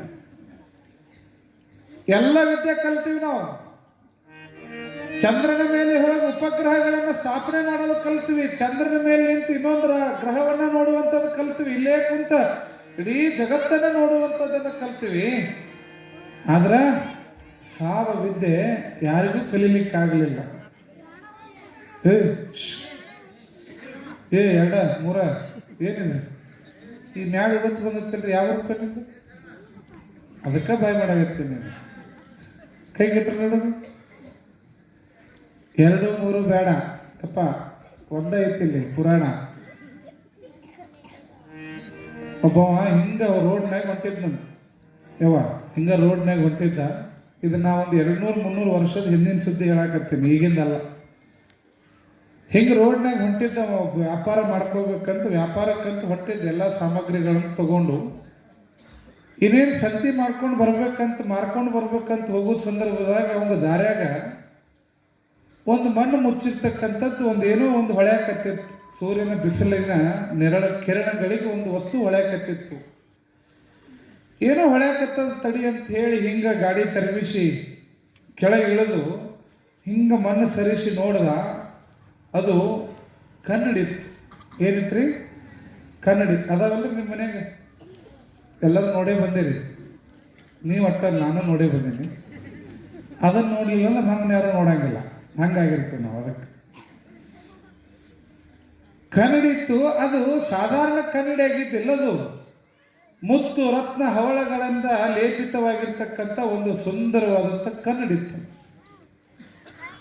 ಯಾವ ರಾಜ ಮಹಾರಾಜರು ಉಪಯೋಗ ಮಾಡುವಂಥ ಕನ್ನಡಿ. ಏನೋ ದಾರ್ಯಾಗ ಹೋಗುವುದು ಕರ್ಕೊಂಡು ಹೋಗ್ಯಾರ ಬಿಡು ಅಂತ ಹೇಳಿ ತಿಳ್ಕೊಂಡು ಇವ ಸಂತಿ ಮಾಡಕ್ಕೆ ಹೋಗೋದು ಬಿಟ್ಟು ಬಡ ಬಂಗಾರದಲ್ಲಿ ಮತ್ತೆ ಬಿಟ್ಟಾನ. ಇದನ್ನು ಹೋಗಿದ್ರೆ ಮತ್ತೆ ಇಲ್ಲಿ ಕಳೆದುಗಳಿದ ಸತ್ಯಾಗ ಅಂತೇಳಿ ಸೀದಾ ಮತ್ತೆ ಮನೆಗೆ ಹೋದಿವ. ಮುತ್ತು ರತ್ನ ಕವಚಗಳಿಂದ ಲೇಪನವಾಗಿರ್ತಕ್ಕಂಥ ಒಂದು ಕನ್ನಡಿಯನ್ನು ತಗೊಂಡು ಹೋಗಿ ಅವ ಮನೆಯಾಗ ಹೋದವನ ಆ ಕಪಾಟ್ ಇರ್ತೈತಲ್ಲ, ಆ ಕಪಾಟಿನ ಕೀಲಿ ಎಲ್ಲೋ ಒಂದು ಕಡೆಗಿತ್ತು. ಆ ಕೀಲಿ ತಗೊಂಡು ಕೀಲಿ ತೆಗೆದು ಒಳಗೆ ಮತ್ತೆ ಇನ್ನೊಂದು ಬಾಕ್ಸ್ನಾಗ ಮತ್ತೆ ಅದ್ರೊಳಗೆ ಒಂದು ಬಾಕ್ಸ್ನಾಗ ಕೀಲಿ ತೆಗೆದು ಒಳಗಿಟ್ಟು ಅದನ್ನು ಕೀಲಿ ಹಾಕಿ ಮತ್ತೆ ಕೀಲಿ ಅದ್ರ ಜಾಗಕ್ಕೆ ಇಟ್ಟಿದ್ರೆ ಸುಮ್ಮನೆ ಇರ್ತಿತ್ರಿ. ಅದು ಅವಲ್ಲಿ ಇರಲಿಲ್ಲ. ಅದನ್ನ ಕೀಲಿ ಸೊಟ್ಟದಾಗ ಕಟ್ಕೊಂಡವ. ಯಾಕೆ? ಬಂಗಾರ ಮುತ್ತು ರತ್ನದಿಂದ ಇರ್ತಕ್ಕಂಥ ಕನ್ನಡಿ ಬೆಲೆ ಬಾಳುವ ವಸ್ತು ನೋಡ್ರಿ. ಹೆಂಡತಿನೂ ಕರೀಲಿಲ್ಲ, ಏನೂ ಇಲ್ಲ. ಸಂತಿಗೆ ಹೋದವ್ ಯಾಕೆ ಬಂದಾನಂತ ಈಕಿಗೆ ಹೇಳ್ತಿ ಅನುಮಾನ ಬಂದು ಅದು ಕಿಟಕಿಯಾಗಿ ನಿಂತು ನೋಡಕತ್ತಾಳ. ನೀವೇನು ಮಾಡ್ತಾರ ನನ್ನ ಗಂಡ ಅಂತೇಳಿ ಆ ಕಡೆ ಈ ಕಡೆ ನೋಡಿದ ಯಾರೂ ಇರಲಿಲ್ಲ ಅಂತೇಳಿ ನೋಡಿ ಒಳಗೆ ಗಪ್ಪನ ಕೀಲಿಯಾಗಿ ಇಟ್ಟವನ ಕೀಲಿ ತಗೊಂಡು ಸೊಂಟಕ್ಕೆ ಸಿಕ್ಸ್ಕೊಂಡು ಹೋದ. ಇದನ್ನ ಯಾರೂ ನೋಡಿಲ್ಲ ಅಂತ ಅವು ತಿಳಿದಾನ. ಕರೆ ಅವನು ಹೇಳ್ತಿ ನೋಡಿಬಿಟ್ಟಿದ್ಲು. ನೋಡಿದಕ್ಕನ ಗಂಡ ಹೋದ್ಮೇಲೆ ಆ ಕಪಾಟ್ ಮುಂದೆ ಬಂದು ನಿಂತು ಅದ್ಲಕ್ಕೆ, ನನ್ನ ಗಂಡ ಏನೋ ತಂದ್ರು ಏನೋ ಮಾಡಿದ್ರು ನನಗೆ ಹೇಳ್ತಿದ್ದ. ಆದ್ರೆ ಇದೇನಿದು ಇವತ್ತು ಏನೂ ಹೇಳಾರ್ದ ಬಂದು ಕಪಾಟ್ನಾಗ ಏನೋ ಇಟ್ಟ ಮೇಲೆ ಕೀಲಿನ ಸುತ್ತಕ್ಕೆ ಇಡೋ ಜಾಗಕ್ಕೆ ಇಡ್ಲಾರ್ದ ಸೊಂಟಕ್ಕೆ ಕಟ್ಕೊಂಡು ಹೋದ್ನಲ್ಲ, ಏನು ಇಟ್ಟಿರ್ಬೇಕು ಅಂತ ಏನು ಬಂತ್ರಿ ತಲೆಯಾಗ? ಏನು ಬಂತ್ರಿ? ಅನುಮಾನ. ಅದು ಬರಬಾರ್ದು ನೋಡ್ರಿ ಮನುಷ್ಯಾಗ. ಅದಕ್ಕೆ ಗುಳಿಗಿಲ್ಲ, ಔಷಧ ಇಲ್ಲ, ಯಾವ ಟ್ರೀಟ್ಮೆಂಟ್ ಇಲ್ಲ. ಎಲ್ಲ ರೋಗಕ್ಕೆ ಔಷಧ ಅದಾವ್ರಿ. ಈ ಅನುಮಾನ ಅನ್ನೋ ತಲೆಯಾಗ ಬಂತು. ಅದಕ್ಕೇನಿಲ್ರಿ, ಯಾವ ಗುಳಿಗಿನೂ ಇಲ್ಲ, ಔಷಧ ಇಲ್ಲ, ಟ್ರೀಟ್ಮೆಂಟ್ ಇಲ್ಲ. ಅದಕ್ಕೊಬ್ಬ ಡಾಕ್ಟರ್ ಇಲ್ಲ ನೋಡ್ರಿ. ಉಳಿದ ಎಲ್ಲದಕ್ಕೂ ಡಾಕ್ಟರ್ ಅದಾರ. ಈ ಅನುಮಾನ ಅನ್ನೋ ರೋಗಕ್ಕೆ ಡಾಕ್ಟರ್ಗಳಿಲ್ಲ. ಮೊದಲ ಹೆಂಡತಿಗೆ ಅನುಮಾನ ಬಂತು, ಏನದು ಇಟ್ಟ ನನ್ನ ಗಂಡ ಅಂತ ಬಿಟ್ಟಾಳ. ಆಕೆ ಬಡ ತೊಗೊಂಡ್ಲು. ಸುತ್ತಿಗೆನ ತೊಗೊಂಡು ಕೀಲಿ ಹೊಡೆದ ಬಿಟ್ಲಕ್ಕೆ ಏನೈತಿ ನೋಡಬೇಕಂತೇಳಿ. ನಮ್ಮ ಮಂದಿಗೆ ಯಾವ ವಸ್ತುವನ್ನು ಅತಿ ಹೆಚ್ಚು ಮುಚ್ಚಿಡ್ತೀವಲ್ರಿ ಅದನ್ನು ನೋಡ್ಬೇಕು ಅನ್ನೋ ಆಸೆ ಭಾಳ ಬರ್ತದೆ ನೋಡ್ರಿ. ಯಾರಿಗೂ ಗೊತ್ತಿಲ್ದಂಗೆ ಏನು ಮುಚ್ಚಿಡ್ಬೇಕಂತೀವಲ್ಲ ಅದನ್ನು ನೋಡ್ಬೇಕು ಅನ್ನೋ ಕ್ಯೂರಿಯಾಸಿಟಿ ಭಾಳ. ಅಕ್ಕಿ ತಲೆಯಾಗಿ ಬಂದಿದ್ದಕ್ಕೆ ಕೀಲಿ ಹೊಡೆದು ಎಲ್ಲ ಅದನ್ನು ತೆಗೆದು ನೋಡಿದ್ಲು. ಕನ್ನಡಿಯಾಗ ಯಾರ ಮುಖ ಕಂಡಿತು? ಅಕ್ಕಿ ಮುಖ ಕಂಡಿತು. ಆದ್ರೆ ಅಕ್ಕಿ ಕನ್ನಡಿ ಅಂತ ಗೊತ್ತಿಲ್ಲ ಅಕ್ಕಿ. ಅದನ್ನ ನೋಡಿದಕ್ಕಿನ ಬಾಯಿ ಬಡ್ಕೊಂಡು ಅಳಕ್ಕೆ ಚಾಲೋ ಮಾಡಿಬಿಟ್ಲ ಅಕ್ಕಿ. ಆ ಹೆಣ್ಮಗಳು ಅಳೋದು ನೋಡಿ ಅವ್ರ ಅತ್ತಿ ಬಂದ್ಲು. ಅಂದ್ರೆ ಗಂಡನ ಅವ್ವ ಅತ್ತಿ ಬಂದ್ಲು. ಯಾಕೆ ಸಸಿ ಅಳಕತ್ತಿಯಲ್ಲ, ಏನಿಲ್ರಿ ಅತ್ತೆರ, ಎಲ್ಲ ಮುಗಿದು ಹೋತ್ರಿ ಇವತ್ತು ಅಂದ್ಲು. ಅಲ್ಲ ಇದು ಮುಗಿಯಂಥದ್ದು ಏನಾಗೈತಿ? ಇಲ್ರಿ, ನಿಮ್ಮ ಮಗ ಭಾಳ ಮೋಸ ಮಾಡಿದ್ರಿ ನನಗೆ. ಅಂಥದ್ದು ಏನು ಮಾಡಿದ್ನ? ನನ್ನ ಮಗ ಚಲೋ ಇದ್ದ, ನನ್ನ ಮಗ ನಿನಗೇನಂತದನ್ನೇ ಏನ್ರಿ ಹತ್ತೀರ? ನಾ ಇಟ್ಟು ಚಂದ ಇದ್ರು ನನ್ನ ಬಿಟ್ಟು ಯಾವ್ಯಾಕಿದೋ ಒಂದು ಫೋಟೋ ತಂದು ಇಟ್ಟಾನ್ರಿ ಕಪಾಟ್ನಾಗ. ಬೇರೆದಕ್ಕೆ ಫೋಟೋ ತಂದು ಇಟ್ಟಾನ್ರಿ, ಯಾರ್ದೋ ಮನಸ್ಸು ಮಾಡಿಬಿಟ್ಟಾನ್ರಿ, ನನ್ನ ಮಗನ ಮನಸ್ಸ ತೆಗೆದಾನ್ರಿ. ಇದು ಒಳಕತ್ತೈತಿ. ಹೌದಾ? ನನ್ನ ಮಗ ಹಂಗಲ್ಲ ಬಿಡ, ಶ್ರೀರಾಮಚಂದ್ರ ಇದ್ದಂಗೆ ಅದು. ಹೆಂಡತಿ ಬಿಟ್ರೆ ಇನ್ನೊಬ್ರಿಗೆ ಕಣ್ಣು ಹಾಕಿ ನೋಡಂಗಿಲ್ಲ, ಅದೆಂತದ್ದು? ಇಲ್ರಿ ಹತ್ತೀರ, ನಾವು ಸುಳ್ಳು ಹೇಳಕತ್ತಿರ್ಬೇಕಾದ್ರೆ ನೀವು ನೋಡ್ರಿ ಕಪಾಟಿನಾಗ ಅಂತೇಳಿ ಆ ಮುದಿಗೆ ತೆಗೆದು ನೋಡ್ತದ. ಅದು ನೋಡಿ ಅದು ಮತ್ತೆ ಅಳಕ್ಕೆ ಚಾಲ ಮಾಡ್ತದ. ನನ್ನ ಮಗ ತರು ತಂದವನ ಇದೇನು ವಯಸ್ಸಾಗಿತ್ತಂದನಲ್ಲ ಅಂತ ಕನ್ನಡಿ ನೋಡಿ ಇದ್ರ ಮುಖ ನೋಡಿತ್ತು. ಅದು ಕನ್ನಡಿ ಅಂತ ತಿಳ್ಕೊ ಗೊತ್ತಿಲ್ಲ. ತರು ತಂದನ ಫೋಟೋ ಯಾವತ್ತಿನ ತಂದ್ರೆ ಮುದಿಗೆ ವಯಸ್ಸಾಗಿತ್ತಂದನಲ್ಲಿ ನಿನ್ನಂತಕ್ಕಿನ್ ಬಿಟ್ಟಂತ ಇದು ಅತ್ತಿ ಸಸಿ ಇಬ್ರು ಬಡ್ಕೊಂಡು ಅಳಕತ್ತಾರೆ. ಇವರಿಬ್ರು ಅಳೋದು ನೋಡಿ ಓನ್ಯಾಗ ಒಬ್ಬ ಊರು ಸಾವುಕಾರ ಹೊಂಟಿದ್ದ. ಇವಾಗ ಹೆಣ್ಮಕ್ಳು ಅಳಾಕತ್ತಾರ, ಅಂಥದ್ದು ಏನಾಯ್ತು ಅಂತ ಒಳಗೆ ಬಂದು ಯಾಕತ್ತಂಗೆ ಯಾಕೆ ಅಳಾಕತ್ತಿ? ಏನಿಲ್ರಿ, ನನ್ನ ಮಗ ನಮಗೆ ಅನ್ಯಾಯ ಮಾಡಿಬಿಟ್ಟ, ಮೋಸ ಮಾಡಿಬಿಟ್ಟ. ಏನು ಮಾಡಿದ ಅಂಥದ್ದು ನೋಡ್ರಿ, ಕಪಾಟ್ನಾಗ ಯಾವುದೋ ಒಂದು ಕಟ್ಕೊಂಡು ಬಂದಾನ. ಅಂಥದ್ದೇನು ತಂದಾನವ? ಅಂಥದ್ದೇನು ಕಟ್ಕೊಂಡು ಬಂದಾನ? ಇಲ್ರಿ, ನನ್ನೂ ಬಿಟ್ಟಾನ, ವಯಸ್ಸಾಗಿದೆ ಯಾವುದೋ ತಂದಾನ ಅಂತ ಕೇಳಿದ್ವಿ. ಅವಾಗ ಆ ಮುದುಕ್ ನೋಡೋಣ, ಅದು ಗಾಬರಿ ಆಗೈತೆ. ಅದು ಏನಪ್ಪ ಎಂಥ ಕಾಲ ಬಂತು? ತರು ತಂದಾನ, ಹೆಣ್ಮಕ್ಳನ್ನ ತರಬೇಕಿಲ್ಲ, ಯಾವುದೋ ಗಣಮಗನ ಫೋಟೋ ತಂದಾನ ನೋಡಕ್ಕೆ. ಅಂದ್ರೆ ನಾ ಏನು ಹೇಳಕ್ಕೆ ಹೊಂಟೀನಿ ಅಂದ್ರೆ, ಯಾವ ವಸ್ತುವಿನ ಬೆಲೆ ಏನಂತ ಗೊತ್ತಿಲ್ದಂಗೆ ಆದ್ರೆ ಹಿಂಗಾಗ್ತಾವಂತ. ನಮ್ಮ ಬಗ್ಗೆ ನಮಗೆ ಅಭಿಮಾನ ಹೆಮ್ಮೆ ಇರಬೇಕು. ಎಷ್ಟು ವಿಚಿತ್ರ ಅಂತಂತಂದ್ರೆ, ಬಂಗಾರ ಬೆಳ್ಳಿ ಟೆಜರಾಗಿ ಏನೇನು ಇಡ್ತೀರಿ ನೀವು? ಬಂಗಾರ ಬೆಳ್ಳಿ ವಸ್ತ್ರಗಳು, ದೊಡ್ಡ ದೊಡ್ಡ ಐಟಮ್ ಸಾಮಾನುಗಳು ಇಡ್ತೀರಿ ನೀವು. ಒಬ್ಬ ಹೆಣ್ಮಗಳು ಮಂದಿ ಮನೆಯಾಗಿ ಟೆಜರಿ ನಾನು ತರಬೇಕಂತ ಟೆಜರಿ ತಂದಾಳ ಮನ್ಯಾಗ. ಪೂಜೆ ಮಾಡಬೇಕು, ಇನ್ನೇನು ಮಂಗಳಾರತಿ ಮಾಡ್ಬೇಕಂತ ಸ್ವಾಮಿಗಳನ್ನ ಎಲ್ಲ ಮುತ್ತೈದೆಯರು ಕರ್ಸ್ಯಾಳ. ಹೊರಗೆ ಮಳೆಗೆ ಬಿಸಿಲಿಗೆ ಒಣಾಕಕ್ಕೆ ಈ ಕುಳ್ಳುಗಳು, ಸಗಣಿ ಕುಳ್ಳ, ಕಟ್ಟಿಗೆ ಎಲ್ಲ ಹೊರಗೆ ಇಟ್ಟಿರ್ಲಿ ಕಟ್ಟಿ ಮೇಲೆ. ಏನೇನು ಪೂಜೆ ಮಾಡ್ಬೇಕು ಟೆಜರಿ ಅನ್ನೋದ್ರಾಗ ಮಳೆ ಬಂದ್ಬಿಡ್ತಾನೆ. ಮಳೆ ಬರಾನ ಏನು ಕುಳ್ಳೆಲ್ಲ ಹಸಿ ಆಗ್ತದೆ ತಡಿ ಅಂತ ಬಡ ಬಡ ಕುಳ್ಳು ತಂದು ಟೆಜರಾಗ ಇಟ್ಟಿರ್ಲ ತೆಗಿ. ಕುಳ್ಳೆಲ್ಲಿ ಇಟ್ಟಾಡ್ರಿ? ಟೆಜರಾಗ ಇಡು ವಸ್ತು ಯಾವುವು? ಬಂಗಾರ ಬೆಳ್ಳಿ ವಸ್ತ್ರ ವೈಡೂರ್ಯ. ಟೆಜರಿ ಒಳಗೆ ಏನಿಡಬೇಕು ಅದು ಇಟ್ಟಾಗ ಅದಕ್ಕೆ ಬೆಲೆ. ಹಂಗ ಮನುಷ್ಯನ ದೇಹ ಅಂತಕ್ಕಂಥ ಈ ಟೆಜರಿ ಒಳಗ ಏನು ಒಳ್ಳೇದು ಇಟ್ಕೋತೀರಿ ಅವಾಗ ಆ ದೇಹಕ್ಕೆ ಬೆಲೆ ಅನ್ನುವಂಥ ಸತ್ಯವನ್ನು ನಾವು ತಿಳ್ಕೊಳ್ಬೇಕು. ಸುಮ್ಮನೆ ಏನೇನೋ ತುಂಬುವುದಲ್ಲ, ಏನೇನೋ ತುಂಬಿಕೊಂಡು ಹೋಗುವುದಲ್ಲ. ಭಗವಂತ ಎಂತಹ ಸೃಷ್ಟಿಯನ್ನು ಮಾಡ್ಯಾನ ಅಂತಂತಂದ್ರ, ಈಗೇನು ಆಕ್ಸಿಜನ್ ಅಂತ ತಗೊಳ್ತಿರಲ್ಲ, ಆಮ್ಲಜನಕ ಗಾಳಿ, ಈ ಗಾಳಿ ನಮಗೆ ಪುಕ್ಷಟಿ ಸಿಗಾಕತ್ತೈತಿ ಅಂತ ನಾವು ತಗೊಂಡು ಬದುಕೀವಿ. ಜರ ಇದಕ್ಕೇನ್ರಿ ಪಂಚಾಯತಿ ಅವ್ರು ಇಷ್ಟಂತ ರೊಕ್ಕ ಫಿಕ್ಸ್ ಮಾಡಿದ್ರ ಕೊಡಕ್ಕಾಗ್ತದೇನ್ರಿ ನಮಗೆ? ಈ ಆಮ್ಲಜನಕದ ಬೆಲೆ ಯಾರಿಗೆ ಗೊತ್ತಿರ್ತದೆ ಗೊತ್ತೇನು? ICUದೊಳಗೆ ದವಾಖಾನೆಗೆ ಅಡ್ಮಿಟ್ ಆಗಿರ್ತಾರಲ್ಲ ಅವ್ರು ನೋಡಿ ಕೇಳ್ರಿ ಗಾಳಿ ಕಿಮ್ಮತ್ ಏನಂತ ಅವ್ರಿಗೆ ಗೊತ್ತಿರ್ತದೆ. ಯಾಕಂದ್ರೆ ಒಂದೊಂದು ಸಿಲಿಂಡ್ರು ಆಕ್ಸಿಜನ್ ಸಿಲಿಂಡರ್ ಬೆಲೆ 4,000 5,000. ಈ ಕೊರೋನಾ ಅನ್ನುವಂಥ ರೋಗ ಬಂದಾಗ ಒಂದೊಂದು ಸಿಲಿಂಡರ್ ಸಿಗಲಿಲ್ಲ. ಎಷ್ಟೋ ಮಂದಿ ಗಾಳಿ ಸಿಗಲಾರ್ದ ಉಸಿರುಗಟ್ಟಿ ಸತ್ತು ಹೋಗ್ಯಾರ. ಎಂತಹ ಗಾಳಿಯನ್ನು ಭಗವಂತ ಕೊಟ್ಟ. ನಾವು ಟ್ರೈನ್ನಾಗ ಬಸ್ನಾಗ ಹೋಗುம்போದು ಒಂದು ಲೀಟರ್ ನೀರಿನ ಬಾಟ್ಲಿ ತಗೊಳ್ಬೇಕಾದ್ರೆ 20 ರೂಪಾಯಿ ಕೊಡ್ತೀವಿ. ಆದ್ರೆ ಭಗವಂತ ನಮಗೆ ವರ್ಷಕ್ಕೊಮ್ಮೆ ನೀರು ಕೊಂಡು ತಗೊಳ್ಳೋದು ಬೇಡ ಅಂತ ಉಚಿತವಾಗಿ ಮಳೆಯನ್ನ ಕೊಡ್ತಾನೆ. ಒಳ್ಳೆಯ ಗಾಳಿ ಕೊಟ್ಟಾನ, ಒಳ್ಳೆಯ ಮಳೆ ನೀರು ಕೊಟ್ಟಾನ. ನಮಗೆ ಬರೇ ಸಂಜೆ 6 ಗಂಟೆಯಿಂದ ಮುಂಜಾನೆ 6 ಗಂಟೆ ಮಟ್ಟ ಹಚ್ಚಿದ ಕರೆಂಟ್ ಬಿಲ್ ತಿಂಗಳಾಗನ KEB ಒಂದು ಬಿಲ್ ಕೊಡ್ತಾನ ನಮಗೆ. ಏನ್ರಿ ಬಿಲ್ ಕೊಡ್ತಾನ. ಆ ಬಿಲ್ ತುಂಬಲಿಲ್ಲ ನೀವು 1 ತಿಂಗಳಂದ್ರೆ 2ನೇ ತಿಂಗಳಿಗೆ ಏನು ಮಾಡ್ತಾನವ? ಕರೆಂಟ್ ಕಟ್ ಮಾಡ್ತಾನೆ. ಆದ್ರೆ ಯಾವುದೇ ಬಿಲ್ ಕೇಳಲಾರ್ದ ಸೂರ್ಯ ಸರಿಯಾದ ಸಮಯಕ್ಕೆ ಬಂದು ಸಂಜೆ ಮಟ್ಟ ನಮಗೆ ಬೆಳಕು ಕೊಡ್ತಾನಲ್ಲ, ಹಂಗಾರೆ ಅವ ಯಾವಾಗ ನಿಮಗೆ ಕರೆಂಟ್ ಬಿಲ್ ಕೊಡ್ರಿ ಅಂದಾನ? ಒಂದು ದಿನಾರೇ ಗಾಳಿ ನನಗೆ ಆಕ್ಸಿಜನ್ ಬಿಲ್ ಕೊಡೋದೈತೇನು? ಒಂದು ದಿನಾರೇ ಮಳೆರಾಯ ವರುಣ ದೇವ ಬಂದು ನಾನು ನಿಮಗೆ ನೀರು ಕೊಟ್ಟಿನಿ, ನನಗೆ ವರ್ಷಕ್ಕೊಮ್ಮೆ ಇಷ್ಟು ತಂದ ಕೊಡ್ರಿ ಅಂತೇಳಿ ಯಾರ ಮನೆಗರೆ ರಶೀದಿ ಬಿಲ್ ಕಳಿಸ್ಯಾನೇನು? ಇಲ್ಲ.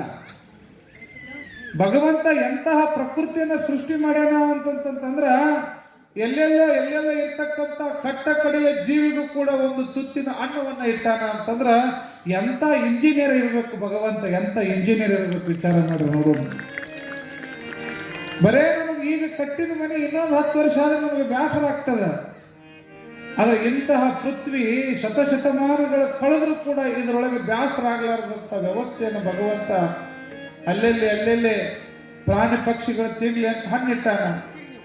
ಅಲ್ಲೆಲ್ಲಿ ಕೆರೆ ಹಳ್ಳ ನದಿಗಳನ್ನು ಹರಿಸಾನ, ಒಳ್ಳೆಯ ಗಾಳಿಯನ್ನ ಕೊಟ್ಟಾನ, ಒಳ್ಳೆಯ ಬೆಳಕಿನ ಸೂರ್ಯ ಕೊಟ್ಟಾನ. ಮತ್ತು ಬರೀ ಬೆಳಕಿನಾಗ ಇರಬೇಡ್ರಿ, ಒಂದಿಟ್ಟು ರೆಸ್ಟ್ ಮಾಡ್ರಿ ಅಂತ ಕತ್ತಲು ಕೊಟ್ಟಾನ. ರಾತ್ರಿ ನಿದ್ರೆ, ಬೆಳಕು ಹರಿದ ಕೆಲಸ, ಹೀಗೆ ಉದ್ಯೋಗಕ್ಕೆ ಹಚ್ಚಿದ ಭಗವಂತನಿಗೆ ನಾವೇನು ಕೊಟ್ಟಿವಿ ಹೇಳಿ ನೋಡೋಣ.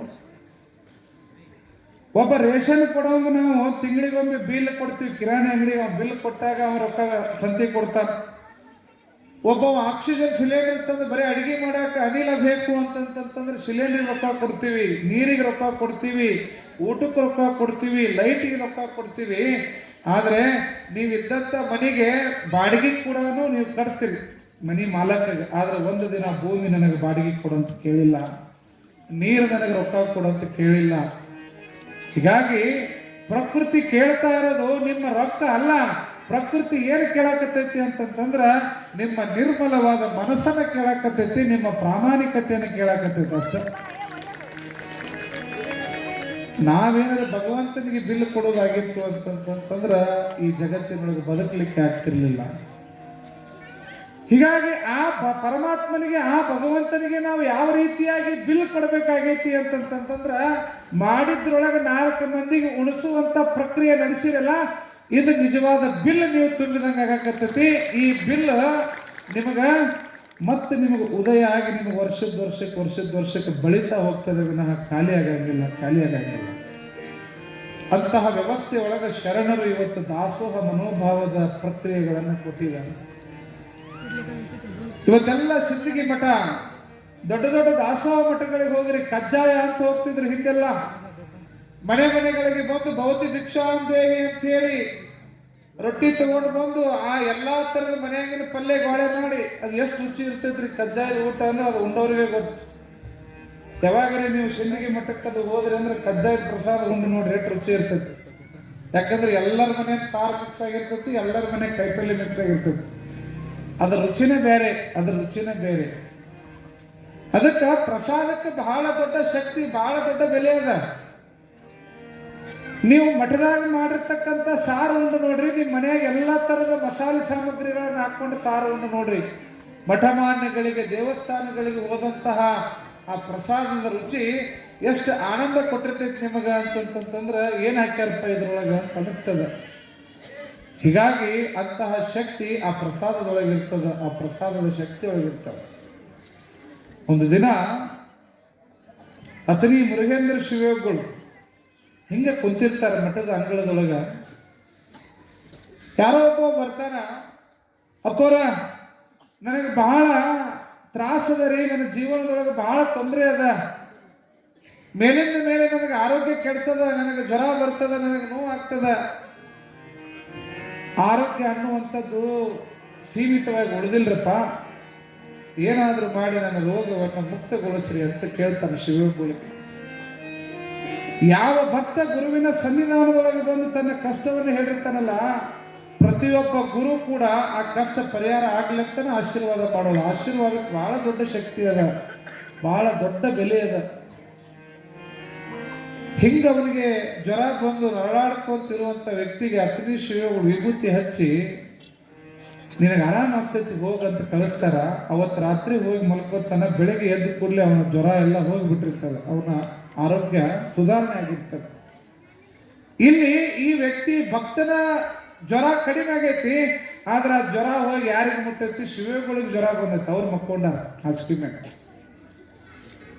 ಅವ್ರ ಹಾಸಿಗೆ ಮೇಲೆ ಮಕ್ಕೊಂಡಾಗ ಒಬ್ಬ ಶಿಷ್ಯ ಹೋಗಿ ಕೇಳ್ತಾನ, ಅಪ್ಪೋರ ನಿನ್ನೆರೆ ಭಾಳ ಚಲೋ ಇದ್ರಿ, ಆರೋಗ್ಯವಾಗಿದ್ರಿ, ಈಗ್ಯಾಕ್ರಪ್ಪ ಒಮ್ಮಿಂದೊಮ್ಮೆ ಜ್ವರ ಬಂದೈತಿ ಅಂತಂದಾಗ ಅವಾಗ ಶಿವಯೋಗಿಗಳು ಹೇಳ್ತಾರ, ನನ್ನ ಭಕ್ತ ಬಂದು ನನ್ನ ಪಾದದೊಳಗೆ ಅರಿಕೆ ಮಾಡ್ಕೊಂಡಪ್ಪ, ನನಗೆ ತ್ರಾಸು ನೋಡಕ್ಕಾಗವಲ್ತು, ನನ್ನ ಕಾಪಾಡದಿದ್ದಕ್ಕ ಅವನು ಕಾಪಾಡಿದ್ದಕ್ಕೆ ಆ ರೋಗ ನನಗೆ ಬಂದೈತಪ್ಪ, ಅದಕ್ಕೆ ನನ್ನ ಭಕ್ತ ಆರಾಮಿರಲಿ ಅಂತ ಆ ರೋಗ ನಾನು ತಗೊಂಡಿನಿ ಅಂತ ಶಿವಗಳು ಹೇಳ್ತಾರೆ. ಇವತ್ತು ಗುರು ಅಂತಕ್ಕಂಥವನು ಎಷ್ಟು ಮಟ್ಟಿಗೆ ಸಮಾಜದೊಳಗೆ ಪರಿವರ್ತನೆ ಮಾಡ್ತಾನ ಅಂತಂದ್ರೆ ಭಕ್ತರ ಕಷ್ಟಗಳನ್ನು ತನ್ನ ಕಷ್ಟ ಅಂತಕ್ಕಂಥ ಭಾವನೆ ಒಳಗೆ ನುಂಗಿ ನಡೀತಕ್ಕಂಥವನೇ ನಿಜವಾದ ಗುರು ಅಂತಕ್ಕಂಥವನು. ಇಲ್ಲೇ ಬಿಜಾಪುರ ಗುಲ್ಬರ್ಗ ಭಾಗದೊಳಗ ಷಣ್ಮುಖ ಶಿವಯೋಗಿಗಳು ಅಂತ ಆಗಿ ಹೋಗ್ತಾರೆ. ಬಹಳ ದೊಡ್ಡ ತಪಸ್ವಿಗಳು. ಬೇಡಿದವರಿಗೆ ಬೇಡಿದ್ದನ್ನ ಕೊಡ್ತಕ್ಕಂಥ ಶಕ್ತಿ ಷಣ್ಮುಖ ಶಿವಯೋಗಿಗಳಿಗೆ. ಅಂತಹ ಷಣ್ಮುಖ ಶಿವಯೋಗಿಗಳ ತಪಸ್ಸಿನ ಶಕ್ತಿ ಪ್ರತಿಫಲವನ್ನು ನೋಡಿ ಒಬ್ಬ ಭಕ್ತ ನನಗ ಕಷ್ಟದ, ನಾನು ಏನಾದರೂ ಮಾಡಿ ಗುರುಗಳಿಂದ ಅನುಗ್ರಹ ಪಡ್ಕೊಂಡು ಆಶೀರ್ವಾದ ಪಡ್ಕೋಬೇಕಂತ ಷಣ್ಮುಖ ಶಿವಗಳ ಕಡೆಗೆ ಹೋಗ್ತಾನ. ಬುದ್ಧಿ, ನನ್ನ ಜೀವನದೊಳಗ ಆರ್ಥಿಕ ತೊಂದರೆ ಬಹಳ ಅದರಪ್ಪ, ಅದಕ್ಕೆ ನನಗೊಂದಿಷ್ಟು ಧನದ ಸಹಾಯವನ್ನು ಮಾಡ್ರಿ, ಒಂದಿಷ್ಟು ರೊಕ್ಕ ಸಹಾಯ ಮಾಡ್ರಿ ಅಂತ ಕೇಳಿದವ. ಯಾರಿಗೆ? ಷಣ್ಮುಖ ಶಿವಯೋಗಿಗಳು. ಅವಾಗ ಶಿವಯೋಗಿಗಳು ಹಿಂಗೆ ಗದಿಗೆ ಮೇಲೆ ಕಟ್ಟಿ ಮೇಲೆ ಕುಂತಿದ್ರು ಹೊರಗಡೆ. ನೀವು ಬಂದು ನಮಸ್ಕಾರ ಮಾಡ್ದ. ಹೌದಪ್ಪ, ನಿನಗೆ ಭಾಳ ಕಷ್ಟ ಅದ. ಹೌದ್ರಿ ಬುದ್ಧಿ, ಬಹಳ ಕಷ್ಟ ಇರೋದಕ್ಕೆ ನಾನು ನಿಮ್ಮನ್ನ ನಂಬಿ ಬಂದೇನ್ರಿ. ನಿಮ್ಮನ್ನು ಬಿಟ್ರೆ ನಾ ಯಾರನ್ನೂ ನಂಬಿಲ್ರಿ. ನಿಮ್ಮ ಪಾದದಾಗ ಬಿದ್ದೀನ್ರಿ. ನೀವು ಹೇಳ್ದಂಗೆ ಕೇಳ್ತೀನ್ರಿ. ನನ್ನ ಒಟ್ಟು ಕಾಪಾಡ್ರಿ, ನನ್ನನ್ನು ಆರ್ಥಿಕವಾಗಿ ಸದೃಢ ಮಾಡ್ರಿ ಅಂತಂದಾಗ ಷಣ್ಮುಖ ಶಿವಗಳು ಅಂತಾರ, ನೋಡ್ತಮ್ಮ, ಅಲ್ಲೊಂದು 6-7 ಫೂಟಿನ ಒಂದು ದೊಡ್ಡ ನಾಗರ ಹಾವು ಹೊಂಟಿತ್ತು. ಆ ಹಾವು ಹೊಂಟಿತ್ತು. ನಿನಗ ಆರ್ಥಿಕವಾಗಿ ನಿನಗೆ ಶಕ್ತಿ ಬೇಕಲ್ಲ, ನೀ ಶ್ರೀಮಂತ ಆಗ್ಬೇಕಲ್ಲ, ಹೋಗು, ಅಲ್ಲಿ ಹಾವು ಹೊಂಟೈತಿ, ಆ ಹಾವು ಹಿಡ್ಕೊ ಅಂದ್ರೆ ಗುರುಗಳು. ನೀವು ಅಂತ ಸ್ವಾಮಿಗಳು ರೊಕ್ಕ ಕೊಟ್ಟು ಬದುಕಿಸಂದ್ರೆ ಇವರೇನು ಮರೆ ಹಾವು ಹಿಡಿದು ಕರ್ಕೊಂಡು ಸಹಾಯ ಅನ್ನಕತ್ತಾರಲ್ಲ ಅಂತ ಅವ. ಅಲ್ಲೋ ನಿನಗೆ ರೊಕ್ಕ ಬೇಕನ್ನಕತ್ತಿಲ್ಲ, ಹೋಗಿ ಹಾವು ಹಿಡಿ ಅಂತ ಗುರುಗಳು ಹೇಳಕತ್ತಾರ. ಇವ ಬುದ್ಧಿ, ಹಾವು ಹಿಡಿದ್ರೆ ಕಡಿತೈತ್ರಿಪ್ಪ, ಬ್ಯಾಡ್ರಿ ಅಂತ ಇವ. ಹಾವು ಹಿಡಿಯಕ್ಕೆ ಒಲ್ಲ, ರೊಕ್ಕ ಕೊಡ್ರಿ ಅಂತ ಇವ ಕೇಳಕತ್ತಾನ. ಗುರುಗಳು ನಿಮ್ಗೆ ರೊಕ್ಕನ ಸಿಗುತ್ತಿತ್ತು, ಹೋಗಿ ಹಾವು ಹಿಡಿ ಅಂತ ಅವ್ರು ಅನ್ನಕತ್ತಾರ. ಇನ್ನೇನು ಹಾವು ಹುತ್ತದೊಳಗೆ ಹೋಗಬೇಕು. ಒಂದು ಸ್ವಲ್ಪ ಮುಖ ಹುತ್ತದಾಗಿಡ್ತು. ನೋಡು, ಹೋಗಿ ಹಿಡಿ ಲಗುಟ್ನ ಅದನ್ನ, ಹಾವು ಹಿಡ್ಕೋ ಅಂತ ಷಣ್ಮುಖ ಶಿವಗಳು ಹೇಳ್ತಾರ. ಇವ ಮುಖ ಒಳಗೆ ಹೋಗ್ತು. ಹಾವು ಹಿಡಿಲೋ ಬೇಡ, ಹಿಡಿಲೋ ಬೇಡ. ಹಿಡಿದ್ರೆ ಏನು ಮಾಡ್ತೈತ್ರಿ? ಹಾವು ಹಿಡ್ದ ಬಿಡ್ತೈತಿ. ಮುಖ ಒಳಗೆ ಹೋತು, ಸುಮ್ಮ ಇದ್ದ. ಮತ್ತೆ ಅಜ್ಜಾರ ಅಂದ್ರು, ತಮ್ಮ ರೊಕ್ಕ ಬೇಕಂತಲೋ, ಹೋಗಿ ಹಾವು ಹಿಡಿ ಅಂದ್ರು. ಅದ್ರಾಗ ಅರ್ಧ ಹಾವು ಆಗ್ಲೇ ಒಳಗೆ ಅರ್ಧ ಹುತ್ತದಾಗ ಹೋಗ್ಬಿಡ್ತು. ನಿನಗೆ ರೊಕ್ಕ ಬೇಕನ್ನಕತ್ತಿದಿ, ಹುಚ್ಚ ಹಂಗ ನಿಂತಿಯಲ್ಲೋ, ಹೋಗಿ ಹಿಡಿ, ಹೋಗಿ ಬಿಡ್ತದ, ನಿನ್ನ ಶ್ರೀ ಸಂಪತ್ತು ಹೋಗಿ ಬಿಡ್ತದ, ಹಿಡಿ ಅಂತಂದ್ರು ಕೂಡ ಗುರುಗಳು ಮಾತು ಕೇಳಿಲ್ಲ. ಹಾವು 80 ಭಾಗ ಒಳಗೆ ಹೋಗ್ತಿ, ಇನ್ನೇನು ಸ್ವಲ್ಪದ ತುದಿ ಅಷ್ಟ ಉಳಿದಿತ್ತು, ಇನ್ನೇನು ಹಾವು ಒಳಗೆ ಹೋಗೈತ್ ಬಿಡು, ಹೋಗಿ ಹಿಡಿದ್ರೆ ನನಗೇನು ಕಡಿಯಂಗಿಲ್ಲ, ಬಿಟ್ಟು ಬರ್ಬೋದು ಅಂತೇಳಿ ಹೋಗಿ ಆ ಹಿಂದಿನ ಬಾಲದ ತುದಿ ಹಿಡಿತಾನ. ಆ ಹಿಡದಟ್ಟ ತುದಿ ಎಲ್ಲ ಬಂಗಾರ ಆಗಿ ಕೈಯಾಗಿ ಬಂದಿತ್ತಂತ, ಬಂಗಾರ ಕೈಯಾಗಿ ಬಂದಿತ್ತು. ಅವಾಗ ಅಪ್ಪವ್ರಿಗೆ ಬಂದು, ಅಜ್ಜರ ನನಗಿಷ್ಟ ಬಂತ್ರಿ ಅಜ್ಜರ, ಅದಕ್ಕೆ ದಯಮಾಡಿ ನಂದು ತಪ್ಪಾಗ್ಬಿಡ್ತೀರಿ, ಇನ್ನೊಮ್ಮೆ ಏನ್ರಿ ಮಾಡಿ ಹಾವು ಹೊರಗೆ ಬರಂಗೆ ಮಾಡ್ರಿ, ಪೂರ್ಣ ಹಿಡಿತೀನಿ ನಮಗೆ. ಅವ್ರು ಅಂದರು, ತಮ್ಮ ಇದ್ದಾಗ ಹಿಡಿಲಿಲ್ಲ, ಹೋದ ಮೇಲೆ ಹಿಡಿದಿದೆ, ನಿನ್ನ ಪಾಲಿಗೆ ಇಷ್ಟ ಬಂದಿತ್ತು, ಇಷ್ಟ ತಗೊಂಡು ಹೋಗಂದ್ರು. ಅದಕ್ಕೆ ಭಗವಂತ ಗುರು ಅಂತಕ್ಕಂಥವ್ನು ಯಾವಾಗ ಏನು ಹೇಳ್ತಾನ ಅವನ ಮೇಲೆ ಒಮ್ಮೆ ನಂಬಿಕೆ ಇಟ್ಟು ಜಿಗಿದು ಬಿಟ್ಟಿ ಅಂತಂತಂದ್ರೆ ಬದುಕ ಬಂಗಾರ ಆಗ್ತಿರ್ತದ. ಷಣ್ಮುಖ ಶಿವಯೋಗಿಗಳು ಹೇಳಿದಾಗ ಅವ ಪೂರ್ಣ ಹಾವು ಹಿಡಿದಿದ್ದ ಅಂತಂದ್ರೆ ಅದು ಪೂರ್ಣ ಬಂಗಾರ ಆಗ್ತಿತ್ತು ಅನ್ನೋ ಗೊತ್ತಿಲ್ಲ. ಕೊನೆಗೆ ತನ್ನ ಜೀವದ ಮೇಲೆ ಆಸೆ ಇಟ್ಕೊಂಡು ಕೊನೆಗೆ ಹಿಡಿದಿದ್ದ ತುದಿ ಅಷ್ಟ ಬಂಗಾರ ಆಯ್ತು. ಟ್ರೈನ್ ಹೋದ ಮೇಲೆ ಟಿಕೆಟ್ ತಗೊಂಡ್ರೆ ನಡೆಯಂಗಿಲ್ಲ. ಅದಕ್ಕೆ ಗುರುವಿನ ಗುಲಾಮನಾಗುವ ತನಕ ದೊರೆಯದನ್ನ ಮುಕ್ಕುತ್ತೆ ಅಂತಕ್ಕಂಥ ಮಾತು.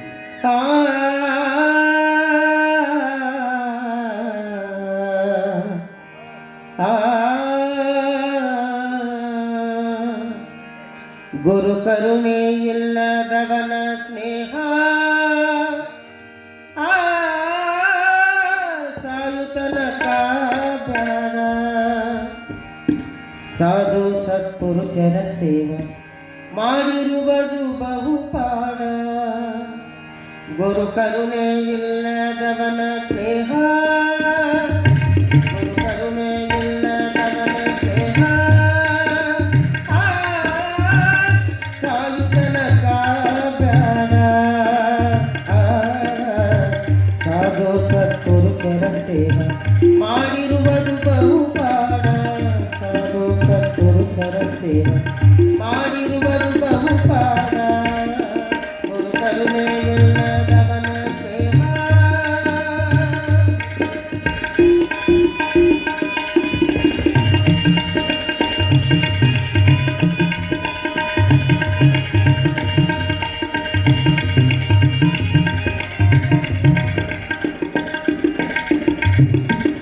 ಮಾತಿನೊಳಗ ಮಾತಿಲ್ಲದವನ ಸ್ನೇಹ ಸಾಯುತನಕ ಬ್ಯಾಡ. ಮಾತಿನೊಳಗ ಮಾತಿಲ್ಲದವನ ಸ್ನೇಹ ಜಾತಿ ಜನ್ಮಕ ಬ್ಯಾಡ. ಇನ್ನ ಮನುಷ್ಯನ ಸ್ನೇಹವ ಮಾಡಿ, ಇನ್ನ ಮನುಷ್ಯನ ಸ್ನೇಹವ ಮಾಡಿ ನೀನು ಕೆಡಲು ಬೇಡ. ಗುರು ಕರುಣೆ ಇಲ್ಲದವನ ಸ್ನೇಹ ಸಾಯುತನಕ ಬೇಡ. ಸಾಧು ಸತ್ಪುರುಷರ ಸೇವೆ ಮಾಡಿರುವುದು ಬಹುಪಾಡ. ಸಾಧು ಸತ್ಪುರುಷರ ಸೇವೆ ಮಾಡಿರುವುದು ಬಹುಪಾಡ. ಗುರು ಕರುಣೆ ಇಲ್ಲದವನ ಸ್ನೇಹ.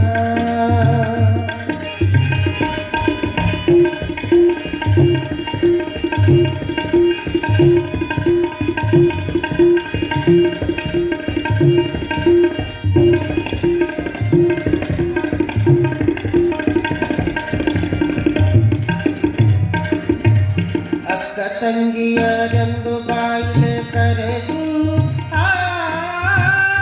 ಹಕ್ಕು ಬಳಸಲು ಬ್ಯಾಡ. ಅಕ್ಕ ತಂಗಿಯರೆಂದು ಬಾಯಿಲೆ ಕರೆದು ಹಕ್ಕು ಬಳಸಲು ಬ್ಯಾಡ. ನಿತ್ಯ ಕಾಲದಲ್ಲಿ ಹಸನವನುಂಡು, ನಿತ್ಯ ಕಾಲದಲ್ಲಿ ಹಸನವನುಂಡು ಹೊತ್ತು ಗಳಿಯಲು ಬೇಡ.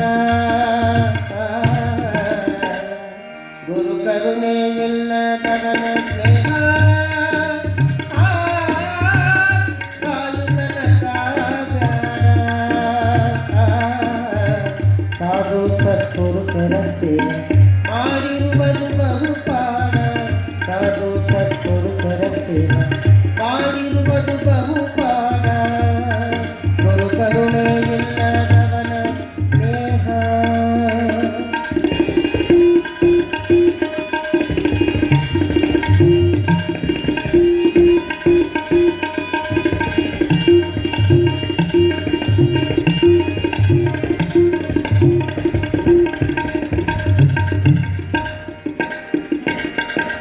ಗಿರಿದಿಗ ಕಿರಿದು ಕಿರಿದಿಗ ಹಿರಿದು ಸರಿಯ ಮಾಡಲು ಬೇಡ. ಕಿರಿದಿಗ ಕಿರಿದು ಕಿರಿದಿಗ ಹಿರಿದು ಸರಿಯ ಮಾಡಲು ಬೇಡ. ಗುರು ಮಹಾಂತೇಶನ ಪಾದವ ಹಿಡಿದು, ಗುರು ಮಹಾಂತೇಶನ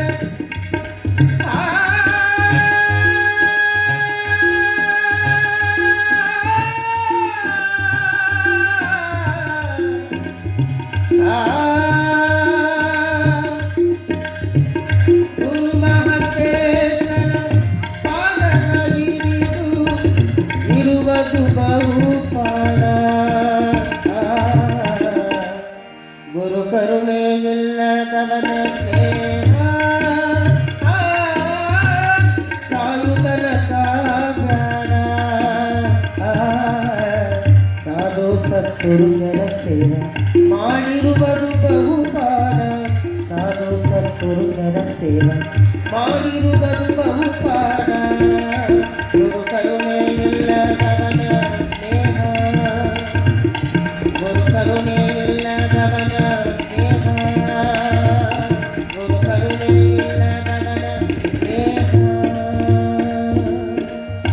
ಜೋರಾದ ಚಪ್ಪಾಳೆ ಕಲಾವಿದರಿಗೆ. ಗುರು ಕರುಣೆ ಅಂತಕ್ಕಂಥದ್ದು ಬಹಳ ಮುಖ್ಯ ಆಗ್ತದೆ. ಎಂಥವ್ರಿಗೂ ಏನೇನೋ ಕೂಡ ಸಾಧನೆ ಮಾಡಲಿಕ್ಕೆ ಪ್ರತಿಯೊಂದು ಜೀವನದಲ್ಲಿ ಗುರುವಿನ ಅವಶ್ಯಕತೆ ಬಹಳ ಮುಖ್ಯ ಇರ್ತದೆ. ಇವತ್ತೆಲ್ಲವೂ ಕೂಡ ನಡೀತಿರ್ತಕ್ಕಂಥದ್ದು ಗುರು ತೋರಿಸಿರ್ತಕ್ಕಂಥ ದಾರಿನೇ. ಒಂದು ಕಡೆಗೆ ಒಂದು ದೃಷ್ಟಾಂತ ಬರ್ತದೆ. ಅಲೆಕ್ಸಾಂಡರ್ ಅಂತಕ್ಕಂಥ ಒಬ್ಬ ಮಹಾರಾಜ, ಇಡೀ ಜಗತ್ತನ್ನ ಗೆದ್ದಿರ್ತಕ್ಕಂಥವ್ನು. ಅವನು ಎಲ್ಲ ರಾಜ್ಯಗಳನ್ನು ಗೆದ್ದು ಇನ್ನೇನು ಮರಳಿ ತನ್ನ ದೇಶಕ್ಕೆ ಹೋಗ್ತಿರ್ತಾನ. ಹೋಗುವಂತ ಸಂದರ್ಭದೊಳಗೆ ರಥದೊಳಗೆ ಕುಂತಾನ ಮಹಾರಾಜ ಅಲೆಕ್ಸಾಂಡರ್. ಹಿಂಗ ಮಹಾರಾಜ ತನ್ನ ಸೈನ್ಯದ ತುಕಡಿಯನ್ನು ತಗೊಂಡು ಇನ್ನೇನು ತನ್ನ ಅರಮನೆಗೆ ವಾಪಸ್ ಹೋಗುವಂತ ಸಂದರ್ಭದಾಗ ಒಬ್ಬ ಮಂತ್ರಿ ರಾಜ ರಥದೊಳಗೆ ಕುಂತಾರ. ದೂರದೊಳಗ ಒಬ್ಬ ಭಿಕ್ಷುಕ ವೇಷಧಾರಿ ಗಡ್ಡ ಬಿಟ್ಟಾನ. ಮೈ ತುಂಬ ಹರಿದಂತ ಬಟ್ಟೆಗಳು, ಹರಿದಿರ್ತಕ್ಕಂಥ ಬಟ್ಟೆ ಹಾಕೊಂಡಂತ ಒಬ್ಬ ಭಿಕ್ಷುಕ ಎದುರಿಗೆ ಬರೋದನ್ನು ನೋಡಿರ್ತಕ್ಕಂಥ ರಾಜ ಅಲೆಕ್ಸಾಂಡರ್ ರಥವನ್ನು ನಿಲ್ಲಿಸ್ಲಿಕ್ಕೆ ಹೇಳ್ತಾನೆ ಸೈನಿಕರಿಗೆ. ರಥ ನಿಂತುಗೊತ್ತು ತನ್ನ ಕಿರೀಟವನ್ನ ತನ್ನ ಖಡ್ಗವನ್ನು ಎಲ್ಲ ತೆಗೆದು ರಥದೊಳಗಿಟ್ಟು ಕೆಳಗಿಳಿದು ಓಡೋಡಿ ಹೋಗಿ ಆ ಭಿಕ್ಷುಕನಿಗೆ ಸಾಷ್ಟಾಂಗ ನಮಸ್ಕಾರ ಹಾಕ್ತಾನಂತ ಮಹಾರಾಜ. ಹಿಂಗೆ ಉದ್ದಕ್ಕ ನಮಸ್ಕಾರ ಮಾಡಿ ಅವರಿಗೆ ಪಾದ ಮುಟ್ಟಿ ನಮಸ್ಕಾರ ಮಾಡ್ತಾನ. ಇದನ್ನ ಆ ಪ್ರಧಾನಮಂತ್ರಿ ಆ ಮಹಾರಾಜನ ಮಂತ್ರಿ ನೋಡಿ ಆ ಮಹಾರಾಜನ ಕೇಳ್ತಾನಂತವ ಮಂತ್ರಿಗಳಿಗೆ ಮಹಾರಾಜನಿಗೆ, ಮಹಾರಾಜರ ನಾನು ನಿಮ್ಮನ್ನ ಬಾಲ್ಯದಿಂದಲೂ ಕೂಡ ನೋಡಕತ್ತೀನಿ. ಒಂದು ದಿನಾನು ಕೂಡ ನೀವು ಕೈ ಎತ್ತಿ ನಿಮ್ಮ ತಂದೆ ತಾಯಿಗಳಿಗೆ ಕೈ ಮುಗಿದವರಲ್ಲ. ಇಡೀ ಜಗತ್ತನ್ನ ಗೆದ್ದಿರ್ತಕ್ಕಂಥ ಮಹಾರಾಜರು ನೀವು. ಯಾವುದೋ ಒಬ್ಬ ಭಿಕ್ಷುಕರಿಗೆ, ಒಬ್ಬ ಮೈ ತುಂಬ ಹರಿದಂತ ಒಬ್ಬ ವಯೋವೃದ್ಧನಿಗೆ, ಒಬ್ಬ ಭಿಕ್ಷುಕನಿಗೆ ನೀವು ಕಾಲಿಗೆ ನಮಸ್ಕಾರ ಮಾಡಿದ್ರಲ್ಲ ಯಾಕ ಅಂತ ಕೇಳಿದಾಗ ಅವಾಗ ಮಹಾರಾಜ ಹೇಳ್ತಾನ, ಮಂತ್ರಿಗಳೇ ನೀವು ಹೇಳೋದು ಬಹಳ ಸತ್ಯದ. ನಾನು ಇಲ್ಲಿವರೆಗೂ ನನ್ನ ತಂದೆ ತಾಯಿಗಳಿಗೆ ಕೈ ಮುಗಿದವನಲ್ಲ, ಆದರೆ ಈ ಭಿಕ್ಷುಕ ವೇಷಧಾರಿಗೆ ನಮಸ್ಕಾರ ಮಾಡೀನಿ ಯಾಕಂತ ಕೇಳಿದ್ರಲ್ಲ, ನನ್ನ ಹಡದ ತಂದೆ ತಾಯಿಗಳಿಗೆ ಭಗವಂತನಿಂದ ನನಗೆ ಭೂಮಿಗೆ ತರುವಂತ ಶಕ್ತಿ ಮಾತ್ರ ಅದ. ಈ ಭೂಮಿಯನ್ನ ತೋರಿಸಕ್ಕಂತ ಕೆಲಸವನ್ನು ಅವ್ರು ಮಾಡ್ಯಾರ. ಆದ್ರೆ ಈ ಭೂಮಿಯಿಂದ ಮತ್ತೆ ಭಗವಂತನ ಪಾದವನ್ನ ಮುಟ್ಟುವಂತ ದಾರಿ ತೋರಿಸ್ತಕ್ಕಂಥ ಶಕ್ತಿ ಇರೋದು ಗುರುವಿಗೆ ಮಾತ್ರ. ಹೀಗಾಗಿ ಆತ ನನ್ನ ಗುರು ಅರಿಸ್ಟಾಟಲ್ ಅದನ, ಅದಕ್ಕೆ ನಾನು ಅವನ ಕಾಲಿಗೆ ಬಿದ್ದೀನಿ ಅಂತಕ್ಕಂಥ ಮಾತನ್ನ ರಾಜ ಈ ಮಾತನ್ನ ಹೇಳ್ತಾನ ಅಂತಂತಂದ್ರ ಪ್ರತಿಯೊಂದು ಬದುಕಿಗೂ ಕೂಡ ದಾರಿಯನ್ನು ತೋರಿಸ್ತಕ್ಕಂಥವನು ಗುರು ಆಗ್ತಾನೆ. ಆ ನಿಟ್ಟಿನೊಳಗ ಗುರುನಾಥ ರೋಡ್ರಿಗೆ ಹುಬ್ಬಳ್ಳಿ ಸಿದ್ಧಾರೂಢರು ಹೇಳಿದ್ರಂತ, ಯಾವ ಸಿದ್ಧಾರೂಢರು ಕಟ್ಟಿ ಮೇಲೆ ಕುಂಡ್ರಕತ್ರ ಅಂತಂದ್ರೆ ಅವ್ರಿಗೆ ನೀರು ಹಾಕ್ತಿದ್ರಂತ. ಹುಚ್ಚು ಬಂದಾನ, ಊರಾಗ ಹುಚ್ಚು ಬಂದಾನ ಅಂತಿದ್ರಂತ ಸಿದ್ಧಾರೂಢರು. ಯಾವತ್ತು ಹುಬ್ಬಳ್ಳಿ ಅಂತಂದ್ರೆ ಸಿದ್ಧಾರೂಢ ಅಂತಾರೋ, ಸಿದ್ಧಾರೂಢರು ಅಂತಂದ್ರೆ ಹುಬ್ಬಳ್ಳಿ ಅಂತಾರೋ. ಒಂದು ಕಾಲದೊಳಗೆ ಸಿದ್ಧಾರೂಢರು ಮನೆ ಮುಂದೆ ಬಂದ್ರೆ ಇದ ಹುಬ್ಬಳ್ಳಿ ಜನ ತಲೆ ಮೇಲೆ ಬೆಂಕಿ ಇಟ್ಟಾರ. ಯಾವ ಸಿದ್ಧಾರೂಢರ ಮನೆಗೆ ಭಿಕ್ಷಾ ಬೇಡಕ್ ಬಂದ್ರ ನಮ್ಮ ಮನೆ ಮುಂದೆ ಬಂದಗಿಂದಾನ ಅಂತ ಮನೆ ಬಾಗಲ ಹಾಕಿದ ಜನ ಇದ ಹುಬ್ಬಳ್ಳಿ ಜನ. ಯಾವ ಸಿದ್ಧಾರೂಢ ನಮ್ಮ ಮನೆ ಕಟ್ಟಿ ಮೇಲೆ ಕೂತು ಮೈಲಿಗೆ ಮಾಡಿ ಗಿಡ್ಯಾನ, ಹೊಲಸು ಮಾಡಿ ಗಿಡ್ಯಾನ ಅಂತೇಳಿ ಅವ್ ಬರೋದ್ರೊಳಗೆ ಕಟ್ಟಿ ಮೇಲೆ ನೀರು ಹಾಕ್ತಿದ್ರಂತ, ಮುಳ್ಳಿನ ಕಟ್ಟಿ ಇಡ್ತಿದ್ರಂತ. ಸಿದ್ಧಾರೂಢ ಕುಂಡಿರ್ತಾನೆ ಇಲ್ಲಿ ಬಂದಂತೆ. ನೋಡ್ರಿ, ಯೋಗಿಗಳಿಗೂ ಕೂಡ ಕಷ್ಟಗಳು ಬಿಟ್ಟಿಲ್ಲ. ಸುಮ್ಮನೆ ಯೋಗಿಗಳಾಗ್ಯಾರ ಅಂತ ಹೇಳಿದ್ರೆ ಏನು? ಅವ್ರು ಇವತ್ತು ಯಾಕೆ ಮೂರ್ತಿ ಮಾಡೀವಿ, ಯಾಕೆ ಅವ್ರಿಗೆ ಅಭಿಷೇಕ ಮಾಡ್ತೀವಿ, ಯಾಕೆ ಅವ್ರಿಗೆ ಗದ್ದಿಗೆ ಕಟ್ತೀವಿ, ಯಾಕೆ ಗೊಬ್ಬರ ಮಾಡಿ ಕಳಸ ಇಡಾಕತ್ತೀವಿ ಅಂತಂದ್ರ ಅವರು ನಿಮ್ಮಂಗ ತಾಯಿಯ ಗರ್ಭದಲ್ಲಿ ಜನಿಸಿದ್ರು. ಆದ್ರೆ ಜೀವನದೊಳಗ ನಮಗಿಂತಲೂ ಹೆಚ್ಚು ಕಷ್ಟಗಳನ್ನು ಅನುಭವಿಸಿ ಸಮಾಜಕ್ಕೆ ಒಳ್ಳೆಯದನ್ನೇ ಮಾಡಿ ಹೋದ್ರಂತ ಇವತ್ತು ಅವ್ರು ಗುಡಿ ಕಟ್ಟಿ ಮೆರೆಸಾಕತ್ತೀವಿ ವಿನಃ ಅವ್ರೇನಾದ್ರೆ ಆಸ್ತಿ ಅಂತಸ್ತು ಗಳಿಸಿಟ್ಟಿದ್ರೆ ನಾವ್ಯಾಕೆ ಅವ್ರನ್ನ ಪೂಜೆ ಮಾಡ್ತಿದ್ವಿ ಹೇಳ್ರಿ? ಅವ್ರನ್ಯಾಕೆ ನಾವು ಆರಾಧನೆ ಮಾಡ್ತಿದ್ವಿ? ಸಿದ್ಧಾರೂಢರು ಅವ್ರ ಪಟ್ಟ ಕಷ್ಟ ಅವ್ರಿಗೆ ಗೊತ್ತು. ಅದಕ್ಕೆ ಶಿಷ್ಯನಿಗೆ ಹೇಳ್ತಾರಂತ, ಸಿದ್ಧಾರೂಢರ ಶಿಷ್ಯನ ಹೆಸರೇನು? ಗುರುನಾಥ ರೋಡ. ಹೇಳ್ತಾರಂತ, ಗುರುನಾಥ ರೋಡ, ಹುಬ್ಬಳ್ಳಿ ಜನ ಸರಿ ಇಲ್ಲೋ ತಮ್ಮ, ಮಂದಿ ಸರಿ ಇಲ್ಲ. ಜನ ಏನೇನೋ ಮಾತಾಡ್ತಾರ, ಹೊಗಳ್ತಾರ, ಏನೋ ಕೊಡ್ತಾರ ಅಂತ ಹೇಳಿ ಮರಳಾಗಿ ಹೋಗಕ್ ಹೋಗ್ಬೇಡ. ಅದಕ್ಕೆ ನೀನು ನನ್ನಂಗೆ ಕಷ್ಟಪಡಕ್ ಹೋಗಬೇಡ. ಅದಕ್ಕೆ ಯಾರ ಬಂದ್ರು ನೀ ಮಾತಾಡಕ್ ಹೋಗಬೇಡ ಅಂತ ಗುರುಗಳಾದಂತ ಸಿದ್ಧಾರೂಢರು ಒಂದೇ ಮಾತು ಹೇಳಿದ್ರಂತ, ನೀ ಮೌನವಾಗಿರುವಂದ್ರಂತ.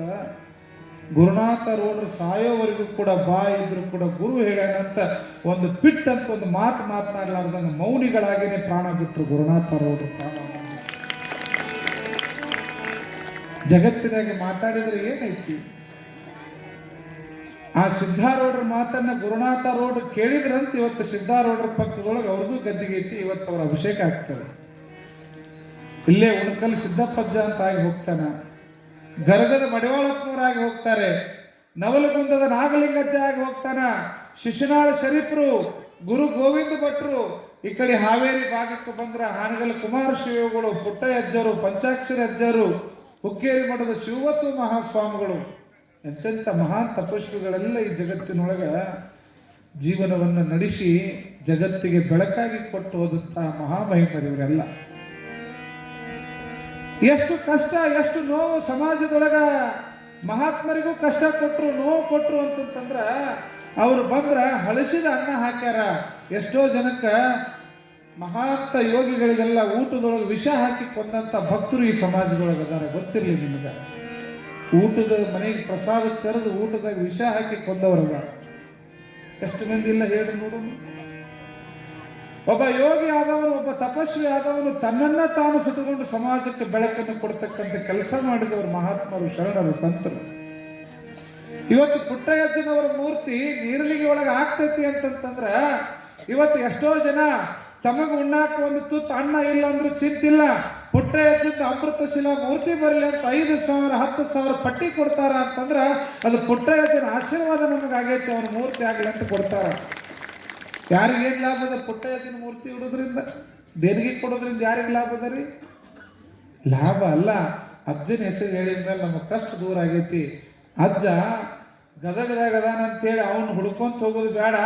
ಇನ್ನು ಮುಂದೆ ಪುಟ್ಟಯ್ಯಜ್ಜ ಗದಗನಾಗಿಲ್ಲ, ಅವ ನೀರ್ಲಿಗೆ ಒಳಗೆ ಬಂದು ಕುಂತಾನ ಅಂತ ಇಡೀ ಜಗತ್ತು ಮಾತಾಡುವಂಗೆ ಇವತ್ತು ಪುಟ್ಟಯ್ಯಜ್ಜನನ್ನು ತಂದು ಇಲ್ಲಿ ಪ್ರತಿಷ್ಠಾಪನೆ ಮಾಡತಕ್ಕಂಥ ಕೆಲಸ ನಡೆದ. ಎಷ್ಟೋ ಜನ ಮಹಾತ್ಮರ ಯೋಗಿಗಳ ಪುರಾಣ ಕಥೆಗಳನ್ನು ಓದ್ರಿ, ನೀವೆಲ್ಲ ಪುರಾಣ ಚಿಂತನೆಗಳನ್ನು ಮಾಡ್ರಿ. ಒಬ್ಬ ಯೋಗಿಯ ಬದುಕು ಕೂಡ ಚೆನ್ನಾಗಿ ನಡೆದಿಲ್ಲ.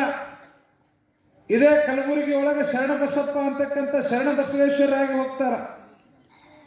ಅವರು ಕೂಡ ದಾಂಪತ್ಯ ಜೀವನದೊಳಗ ಸಂಸಾರದೊಳಗಿದ್ದು ಸದ್ಗತಿಯನ್ನು ಕಾಂಡವರು, ಲೌಕಿಕದೊಳಗಿದ್ದು ಪಾರಮಾರ್ಥವನ್ನು ಗೆಲ್ಲುವಂತಹ ದಾರಿಯನ್ನು ತೋರಿಸಿದವರು ಕಲಬುರಗಿ ಶರಣಬಸವೇಶ್ವರ. ಎಂಥ ಶಕ್ತಿ ಇತ್ತು ಕಲಬುರಗಿ ಶರಣಬಸವೇಶ್ವರಿಗೆ ಅಂತಂದ್ರ ಯಾರು ಬಂದು ಏನು ಕೇಳಿದ್ರು ಕೂಡ ಅವರಿಗೆ ಆಶೀರ್ವಾದ ಮಾಡ್ತಕ್ಕಂಥ ಶಕ್ತಿ ಕಲಬುರಗಿ ಶರಣಬಸವೇಶ್ವರಲ್ಲಿ ಇರ್ತದೆ. ಹೀಗಾಗಿ ಇವತ್ತಿಗೂ ಕೂಡ ಕಲಬುರಗಿ ಒಳಗೆ ಜಾತ್ರೆ ಆಗ್ತದೆ. ಬಹುಶಃ ದೌಂದ ಹುಣ್ಣಿಮೆಗೆ ಜಾತ್ರೆ ಆಗ್ಬೋದು. ಅದು ಸಿದ್ಧಾರು ಏನು ಕಲಬುರಗಿ ಶರಣಬಸವೇಶ್ವರನ ಶಕ್ತಿ ಎಷ್ಟು ದೊಡ್ಡದು ಅಂತಂದ್ರೆ ಯಾರಿಗೆ ಗಂಡ್ಮಕ್ಳು ಬೇಕು 1,000 ರೂಪಾಯಿ ಕೊಟ್ರೆ ಅವ್ರಿಗೆ ಗಂಡ್ಮಕ್ಳಾಗ್ಲಿ ಅಂತ ಆಶೀರ್ವಾದ ಮಾಡ್ತಿದ್ನಂತ. 500 ರೂಪಾಯಿ ಕೊಟ್ರೆ ಹೆಣ್ಮಕ್ಳಾಗ್ಲಿ ಅಂತ ಆಶೀರ್ವಾದ ಮಾಡ್ತಿದ್ನಂತ. ಇವತ್ತು ಕಲಬುರಗಿ ಶರಣಬಸವೇಶ್ವರ ಪುರಾಣದೊಳಗೆ ಬರ್ತದ ಅದೆಲ್ಲ. ಬಹುಶಃ ಕಲಬುರಗಿ ಶರಣಬಸವೇಶ್ವರನ ಶಕ್ತಿ ಅವನು ಕೂಡ ಮಹಾಂತ ಯೋಗಿ ಶರಣ. ಕೃಷಿ ಮಾಡ್ದ, ಬಿತ್ತಿದ, ಉತ್ತಿದ, ಬೆಳೆದ, ರಾಶಿ ಮಾಡ್ದ. ಎಷ್ಟು ದೊಡ್ಡ ರಾಶಿ ಮಾಡ್ದ ಅಂತಂತಂದ್ರ ಒಂದು ದಿನ ಯಾವ ಕಲಬುರಗಿಗೆ ಇಡೀ ಊರಿಗೆ ದೊಡ್ಡ ರೋಗ ಬಂದಿತ್ತಂತ. ಡೆಂಗ್ಯೂ ಅಂತಕ್ಕಂಥ ಏನು ಪ್ಲೇಗ್ ಅಂತಕ್ಕಂಥ ಇಲಿ ಸತ್ತಾಗ ರೋಗ ಬರ್ತದ, ಆ ರೋಗಕ್ಕೆ ತುತ್ತಾಗಿ ಇಡೀ ಕಲಬುರಗಿ ಜನ ಎಲ್ಲ ಒಬ್ಬೊಬ್ಬರ ಸತ್ತು ಬೀಳ್ತಿರ್ತಾರೆ. ಇದ ಕಲಬುರಗಿ ಶರಣಬಸವೇಶ್ವರರು ತಮ್ಮ ಮಡದಾಗಿದ್ದಂಥ ಕಜ್ಜಾಯದ ಅಕ್ಕಿಯ ಹಿಟ್ಟು ಮಂತ್ರಿಸಿ ಯಾವ ರೋಗ ಬಂದೈತೆ ಅಂತೇಳಿ ಸಾಯಕತ್ತಿರಲ್ಲಪ್ಪ, ಆ ರೋಗ ಎಲ್ಲ ಓಡಿ ಹೋಗ್ತದ, ಇದನ್ನು ತಗೊಂಡು ಊರಿಗೆ ಬಯಲಿಗೆಲ್ಲ ಹಿಂಗೆ ದಂಡಿಗೆ ಹಾಕೊಂಡು ಬರ್ರಿ ಅಂತ ಭಕ್ತರನ್ನ ಕಳಿಸಿದ್ರ ಯಾವ ಅಕ್ಕಿಯ ಹಿಟ್ಟು ಕಲಬುರಗಿ ಶರಣಬಸವೇಶ್ವರ ಕೊಟ್ಟ ಅದು ಔಷಧ ರೂಪವಾಗಿ ಇಡೀ ಬಂದಂಥ ಊರಿಗೆ ಬಂದಂಥ ಮಾರಕ ರೋಗವನ್ನೇ ಓಡಿಸಿ ಹೊರಗೆ ಕಳಿಸಿಬಿಡ್ತದಂತ, ಹೊರಗೆ ಓಡಿ ಹೋಗಿಬಿಡ್ತದಂತ ರೋಗ. ಹೀಗಾಗಿ ಮಹಾತ್ಮರ ಶಕ್ತಿ, ಮಹಾತ್ಮರ ಕೈಯಲ್ಲಿ ಬರ್ತಕ್ಕಂಥ ಸಾಧನೆ ಐತಲ್ಲ, ಅದೆಲ್ಲವೂ ಕೂಡ ಬದಲಾವಣೆಯನ್ನು ಮಾಡಿರ್ತಕ್ಕಂಥದ್ದು. ಸುಮ್ಮನೆ ಅವ್ರ ಗುಡಿ ಕಟ್ಟೋದು, ಪೂಜೆ ಮಾಡೋದು, ಅವ್ರ ಆರಾಧನೆ ಮಾಡೋದು ಮಾಡ್ತಾರೆ. ಯಾವ ಬದುಕಿನೊಳಗೆ ಮಹಾತ್ಮರ ಚಿಂತನೆಗಳದಾವಲ್ಲ ಅವರನ್ನು ನಂಬಬೇಕು, ಅವರನ್ನು ಆರಾಧಿಸಬೇಕು, ಅವರನ್ನು ಪೂಜಿಸಬೇಕು. ಇವತ್ತು ಒಬ್ಬ ದೇವರನ್ನ ನೆನೆಸ್ಕೊಂಡು ಪೂಜೆ ಮಾಡ್ತಕ್ಕಂಥ ವ್ಯವಸ್ಥೆ ಒಳಗೆ ಶರಣರು ಯಾಕೆ ದೇವನೊಬ್ಬ ನಾಮ ಹಲವು ಅಂತಕ್ಕಂಥ ಮಾತನ್ನು ಹೇಳಿದ್ರು ಅಂತಂದ್ರ, ಆ ದೇವರು ಮುಗಿದ್ರೆ ಈ ದೇವರ, ಈ ದೇವರು ಮುಗಿದ್ರೆ ಆ ದೇವರ. ಒಬ್ಬೊಬ್ಬರು ದೇವರುಗಳಿಗೆ ಕಾಂಪಿಟೇಷನ್ ಹಚ್ತಾರೆ. ಗಣೇಶನ ಹೆಸರೊಳಗೆ 21 ದಿನ ಪೂಜೆ ಮಾಡೋದಂತ. ಪೂಜೆ ಮಾಡಿದ ಮೇಲೆ ಅದು ಫಲಿಸ್ಲಿಲ್ಲ ಅಂತಂದ್ರೆ ಮತ್ತೆ ಅವ್ರ ಅಪ್ಪನ ಹೇಳಿದ ಶಿವನ್ ಪೂಜೆ ಮಾಡೋದು ಮತ್ತೆ 21 ದಿನ. ಮತ್ತೆ ಶಿವನ 21 ದಿನ ಪೂಜೆ ಮಾಡೋದು. ಅವನು ಅನುಗ್ರಹ ಮಾಡಲಿಲ್ಲ ಅಂದ್ರೆ ಅವನು ಹೆಂಡತಿ ನೀಡೋದು ಪಾರ್ವತಿ ಪೂಜೆ ಮಾಡೋದು ಮತ್ತೆ 21 ದಿನ. ಹಿಂಗೆ ಬರೇ ನಾವೇನು ಮಾಡಾಕತ್ತೀವಿ ಅಂದ್ರೆ ಆ ದೇವರು ಈ ದೇವರು ಅಂತಕ್ಕಂಥ ನಂಬಿಕೆ, ಶ್ರದ್ಧೆ, ವಿಶ್ವಾಸವನ್ನು ಇಡದೆ ಹೊಂಟೀವಲ್ಲ, ಆದ್ರೆ ಶರಣರು ಹಾಗೆ ಮಾಡಲಿಲ್ಲ. ಕರಸ್ಥಲದಲ್ಲಿ ಕಟ್ಟಿರ್ತಕ್ಕಂಥ ಲಿಂಗವೇ ತನ್ನ ಆತ್ಮವೇ ಪರಮಾತ್ಮವನ್ನಾಗಿಸಿಕೊಂಡು ಕಾಯಕ ದಾಸೋಹದೊಳಗೆ ನಿಷ್ಠೆಯನ್ನು ತೋರಿಸಿ ಸೇವೆಯನ್ನು ಮಾಡಿರ್ತಕ್ಕಂಥವ್ರು ಮಹಾತ್ಮರು, ಯೋಗಿಗಳು ಶರಣರಾಗ್ತಾರೆ. ಅಂತಹ ದಾರಿ ಒಳಗೆ ಇವತ್ತೆಲ್ಲ ಶರಣರ ವಿಚಾರಗಳನ್ನು ನಿನ್ನೆ ದಿನ ಬಸವಾದಿ ಶರಣರ ಚಿಂತನೆ ಅನುಭವಗಳನ್ನು ನಾವೆಲ್ಲ ನೋಡ್ಕೊಂತ ಬಂದ್ವಲ್ಲ. ಅದೇ ರೀತಿಯಾಗಿ ಇವತ್ತು ನೀವೆಲ್ಲ ಬೆಳಗಾವಿ ಭಾಗದಿಂದ ಹಿಡ್ಕೊಂಡು ಬೆಂಗಳೂರಿನ ಭಾಗದವರೆಗೆ, ಈ ಕಡೆ ಮಂಡ್ಯ ಭಾಗದ ಕಡೆಗೆ ಏನದು ಮಹದೇಶ್ವರ ಬೆಟ್ಟ ಅಂತಕ್ಕಂಥದ್ದದ, ಅಲ್ಲಿಯೂ ಕೂಡ ಇವತ್ತಿಗೂ ಕೂಡ ದಾಸೋಹ ನಡೀತಕ್ಕಂಥ ವ್ಯವಸ್ಥೆ. ತುಮಕೂರು ಭಾಗದೊಳಗೆ ಹೋದ್ರೆ ಸಿದ್ಧಗಂಗಾ ಮಠ, ಈ ಕಡೆ ಧಾರವಾಡ ಭಾಗದೊಳಗೆ ಹೋದ್ರೆ ಮುರುಘಾ ಮಠ, ಈ ಕಡೆ ಹೈದರಾಬಾದ್ ಕರ್ನಾಟಕ ಭಾಗದೊಳಗೆ ಹೋದ್ರೆ ಬಸವ ಕಲ್ಯಾಣ, ಕೊಪ್ಪಳದ ಗವಿಮಠ, ಈ ಕಡೆ ಭಾಗಕ್ಕೆ ಹೋದ್ರೆ ಧರ್ಮಸ್ಥಳ, ಉಡುಪಿ, ಹೀಗೆ ಎಲ್ಲ ಕಡೆಗಳಿಗೂ ಕೂಡ ಧರ್ಮಕ್ಷೇತ್ರಗಳ ಸ್ಥಾಪನೆ ಆಗ್ಯಾವ. ನೀವೆಲ್ಲ ಶೃಂಗೇರಿಗೆ ಹೋಗ್ತಿರಲ್ಲ ನೋಡ್ರಿ, ಅಲ್ಲಿ ಶೃಂಗೇರಿ ಶಾರದಾಂಬೆ ಕ್ಷೇತ್ರಕ್ಕೆ ಹೋದಾಗ ಅಲ್ಲಿ ಮೀನುಗಳದಾವ ಹೊಂಡದೊಳಗೆ. ಆ ಮೀನುಗಳು ನೋಡಿದ್ರೆ ಒಬ್ಬೊಬ್ಬ ಮನುಷ್ಯ ನುಂಗುವಂತ ಮೀನದಾವ. ಅಂತಂತ ಮೀನುಗಳು ಎಷ್ಟು ದೊಡ್ಡ ಶಕ್ತಿ ಪ್ರಕೃತಿಯೊಳಗೆ ಭಗವಂತ ಪ್ರಾಣಿಗಳಿಗೆ ಕೊಟ್ಟಾನ ಅಂತಂತಂದ್ರ ತಮ್ಮ ಮರಿಗಳಿಗೆ ಹೆಂಗೆ ಊಟ ಮಾಡಿಸ್ತಾವ ಮೀನುಗಳು ಗೊತ್ತನ್ರಿ? ಮೀನುಗಳು ಬರೇ ತಮ್ಮ ಮರಿಗಳನ್ನು ನೆನೆಸ್ಕೊಂಡ್ರೆ ಸಾಕಂತ ಮರಿಗಳಿಗೆ ಹೊಟ್ಟೆ ತುಂಬ್ತಿರ್ತಂತ. ಎಂತಹ ಒಂದು ವಿಚಿತ್ರವಾಗಿರ್ತಕ್ಕಂಥ ಪ್ರಕೃತಿ ಒಳಗೆ ಅಚ್ಚರಿಯನ್ನ ಭಗವಂತ ಆ ಪ್ರಾಣಿಗಳಿಗೆ ಕೊಟ್ಟಾನೆ ಅಂತಕ್ಕಂಥದ್ದನ್ನ ನಾವು ಗಮನಿಸಬೇಕಾಗ್ತದೆ. ಒಂದು ಮೀನಿನೊಳಗ ಅಂತಹ ವ್ಯವಸ್ಥೆ, ಒಂದು ಆಮೆ ತನ್ನ ಮರಿ ಎಲ್ಲೇ ಇರಲಿ, ಮೀನು ತನ್ನ ಮರಿಗಳನ್ನ ಕಣ್ಣಿನೊಳಗೆ ಕಣ್ಣಿಟ್ಟು ನೋಡಿದ್ರೆ ಮರಿಗಳು ಹೊಟ್ಟೆ ತುಂಬತಂತ. ಒಂದು ಆಮಿ ತನ್ನ ಎಲ್ಲೋ ಮರಿ ಒಂದು ಕಡೆಗೆ ಇರ್ತದ, ತಾಯಿ ಆಮೆ ಒಂದು ಕಡೆ ಇರ್ತದ, ತನ್ನ ಮರಿ ಆಮೆಯನ್ನು ನೆನೆಸ್ಕೊಂಡು ಬಿಟ್ರೆ ಸಾಕಂತ ಆ ಮರಿ ಹೊಟ್ಟೆ ತುಂಬತೈತೆ ಅಂತಂದ್ರೆ ಭಗವಂತ ಎಂತಹ ಪ್ರಕೃತಿಯನ್ನು ಈ ಜಗತ್ತಿನೊಳಗೆ ಸೃಷ್ಟಿ ಮಾಡ್ಯಾನ ಅಂತಕ್ಕಂಥದ್ದು ನಾವು ಅವಲೋಕನ ಮಾಡಬೇಕಾಗ್ತದೆ. ಹೇಳಿ ನೋಡೋದು, ಇವತ್ತು ತಾಯಿ ಆದವಳು ಮಗು ಮುಂಜಾನೆ ಹೋದವ ಸಂಜೆಗೆ ಬರಲಿಲ್ಲ ಅಂತಂದ್ರೆ ನಿಮಗೆಲ್ಲನೂ ಮರೆತು ಬಿಟ್ಟಿರ್ತೈತಿ. ಗಂಡು ಬ್ಯಾಡ, ಮನಿ ಬ್ಯಾಡ, ಏನ್ ಬೇಡ, ನನ್ನ ಮಗ ಮುಂಜಾನೆ ಹೋಗ್ಯಾನ ಇನ್ನ ಬಂದಿಲ್ಲ, ಮಗ ಮುಂಜಾನೆ ಹೋಗ್ಯಾನ ಸಂಜೆಗೆ ಬಂದಿಲ್ಲ. ಬರೀ ಅವ ಬಿದ್ದು ಕಾಲು ಗಾಯ ಮಾಡ್ಕೊಂಡ ಅಂತಂದ್ರೆ ನಿಮಗ ಗಾಯ ಆದಾಗ ನೀವು ಅಳ್ಕೊಂತ ಕುಂದಿರ್ತೀರಿ. ಅವನು ಬರೀ ಹೆಬ್ಬಟ್ಟು ಹೊಡೆದೈತಿ, ರಕ್ತ ಬಂದೈತಿ, ತಲೆ ಹೊಡೆದೈತಿ ಅಂದ್ರೆ ನಿಮ್ಮದ ಜೀವ ಹೋದಾಗ ನೀವು ಮಾಡ್ತಿರ್ತೀರಿ. ಆದರೆ ಆ ಮಕ್ಕಳಲ್ಲಿರ್ತಕ್ಕಂಥ ವ್ಯವಧಾನ, ನೀವು ಕೊಟ್ಟಂತ ಸಂಸ್ಕಾರ, ಇವತ್ತು ನಾವೆಲ್ಲ ನೀರ್ಲಿಗೆ ಒಳಗ ಹರಿಜನ ಕೇರಿ ಆಯ್ತು, ಪಾಟಿ ಆಯ್ತು, ಎಲ್ಲ ಕಡೆಗೆ ಹೋದಾಗ ನಮ್ಮ ಹಿಂದೆ ಬರೇ ಶಾಲೆ ಬಿಟ್ಟು ಮಕ್ಕಳು ಗುರುಗಳನ್ನ ಮನೆಗೆ ಬಂದಾವಂತ ಬಂದು ಪಾತ್ ಪೂಜೆ ಮಾಡಿದ್ವು, ಕಾಲಿಗೆ ನೀರು ಹಾಕಿದ್ವು, ವಿಭೂತಿ ಹಚ್ಚಿದ್ವು, ಹನಿ ಮೇಲೆ ವಿಭೂತಿ ಹಚ್ಕೊಂಡು ನಮಗೆಲ್ಲ ಪಾದಕ್ಕೆ ಪೂಜೆ ಮಾಡಿ ನಮ್ಮನ್ನು ಕರ್ಕೊಳ್ಳೋ ಮುಂದೆ ನಮಗೆ ಅನ್ಸಕತ್ತಿತ್ತು. ಬಹುಶಃ ಬಸವ ಪುರಾಣದೊಳಗ ಬಸವಣ್ಣ ಶರಣರು ಎಲ್ಲ ಹಿಂಗೆ ಮಾಡ್ತಿದ್ರು ಅಂತ ಓದಿದ್ವಿ. ಆದ್ರೆ ಅದನ್ನು ಪ್ರಾಕ್ಟಿಕಲ್ ಆಗಿ ಮಾಡುವಂತ ಭಕ್ತರು ಎಲ್ಲಿ ಅದಾರ ಅಂತಂದ್ರೆ ಅದು ನೀರ್ಲಿಗೆ ಒಳಗೆ ಅದಾರ ಅಂತಕ್ಕಂಥ ವ್ಯವಸ್ಥೆ ನೀರ್ಲಿಗೆಯ ಮನೆಗಳಿಗೆ ಹೋದಾಗ ಗೊತ್ತಾಗ. ಇವತ್ತು ಬೆಳ್ಳಟ್ಟಿ ಅಜ್ಜರು ನಾವು ಅದನ್ನ ಮಾತಾಡಿದ್ವಿ. ನಮ್ಮ ಹರಿಜನಕೇರಿಯ ತಾಯಂದ್ರು ಶರಣರು ಎಷ್ಟು ಸಂತೋಷ ಪಟ್ರು ಅಂತಂದ್ರ, ಒಬ್ಬ ಅಜ್ಜಿ ಹೇಳಿದ್ಲು, ಆಕೆ ಹೆಸರು ಹಣಮವ್ವ ಏನು ಲಕ್ಷ್ಮವ್ವ ಅಂತ ಹೆಸರು ಹೇಳಿದ್ಲ ತಾಯಿ. ಅಪ್ಪೋರ ನಾ ಹುಟ್ಟಿ 80 ವರ್ಷ ಆತ್ರಿ, ಇಲ್ಲಿ ಮಠ ನಮ್ಮ ಕೇರಿಗೆ ಒಬ್ಬ ಸ್ವಾಮಿಗಳು ಬಂದಿದ್ದಿಲ್ಲ, ಇವತ್ತು ನೀವು ಬಂದಿದ್ದು ಭಗವಂತನ ನಮ್ಮ ಮನೆಗೆ ಬಂದಂಗ ಆಯ್ತು ಅಂತ ನಾವಿಬ್ಬರು ಪಾದಕ್ಕೆ ನಮಸ್ಕಾರ ಮಾಡಿದ್ರು. ಅವರೆಲ್ಲ ಎಷ್ಟು ಮನೆ ಸ್ವಚ್ಛ, ಎಷ್ಟು ರಂಗೋಲಿ ಹಾಕ್ಯಾರ, ಸಗಣಿ ಸಾರ್ಸ್ಯಾರ, ಎಷ್ಟು ಮನೆಯನ್ನ ಶುಚಿಗೊಳಿಸ್ಕೊಂಡು ಗುರುಗಳು ಬರ್ತಾರ ಅಂತ ಬೆಳಗ್ಗೆ 9 ಗಂಟೆಯಿಂದ ಕಾಯಕತ್ತವ್ರು ನಾವು ಮಧ್ಯಾಹ್ನ 3 ಗಂಟೆಗೆ ಅವ್ರ ಕೇರಿಗೆ ಹೋಗಿವಿ.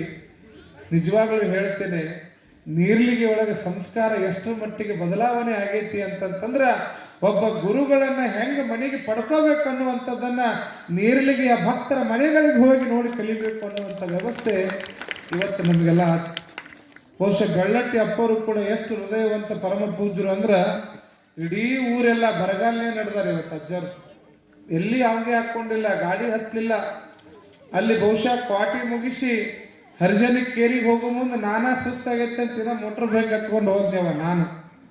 ಆದ್ರೆ ಬೆಳ್ಳಟ್ಟಿ ಅಪ್ಪವರು ನಾ ನೀರ್ಲಿಗೆ ಒಳಗೆ ಈ ಮಠಕ್ಕೆ ಆದ್ಮೇಲೆ ಯಾವ ಮನೆಗೂ ನಾ ಪಾದ ಹಾಕಿಲ್ಲ, ಅದಕ್ಕೆ ಇಡೀ ಊರು ತುಂಬ ನನ್ನ ಪಾದ ಬೀಳ್ಬೇಕು, ಈ ಊರು ಉದ್ಧಾರ ಆಗ್ಬೇಕು ತಡ್ರಿ ಅಂತೇಳಿ ಇಡೀ ಊರೆಲ್ಲ ಬರಗಾಲನಾಗ ಅಡ್ಡಾಡಿದ್ರು ಪರಮ ಪೂಜ್ಯರು.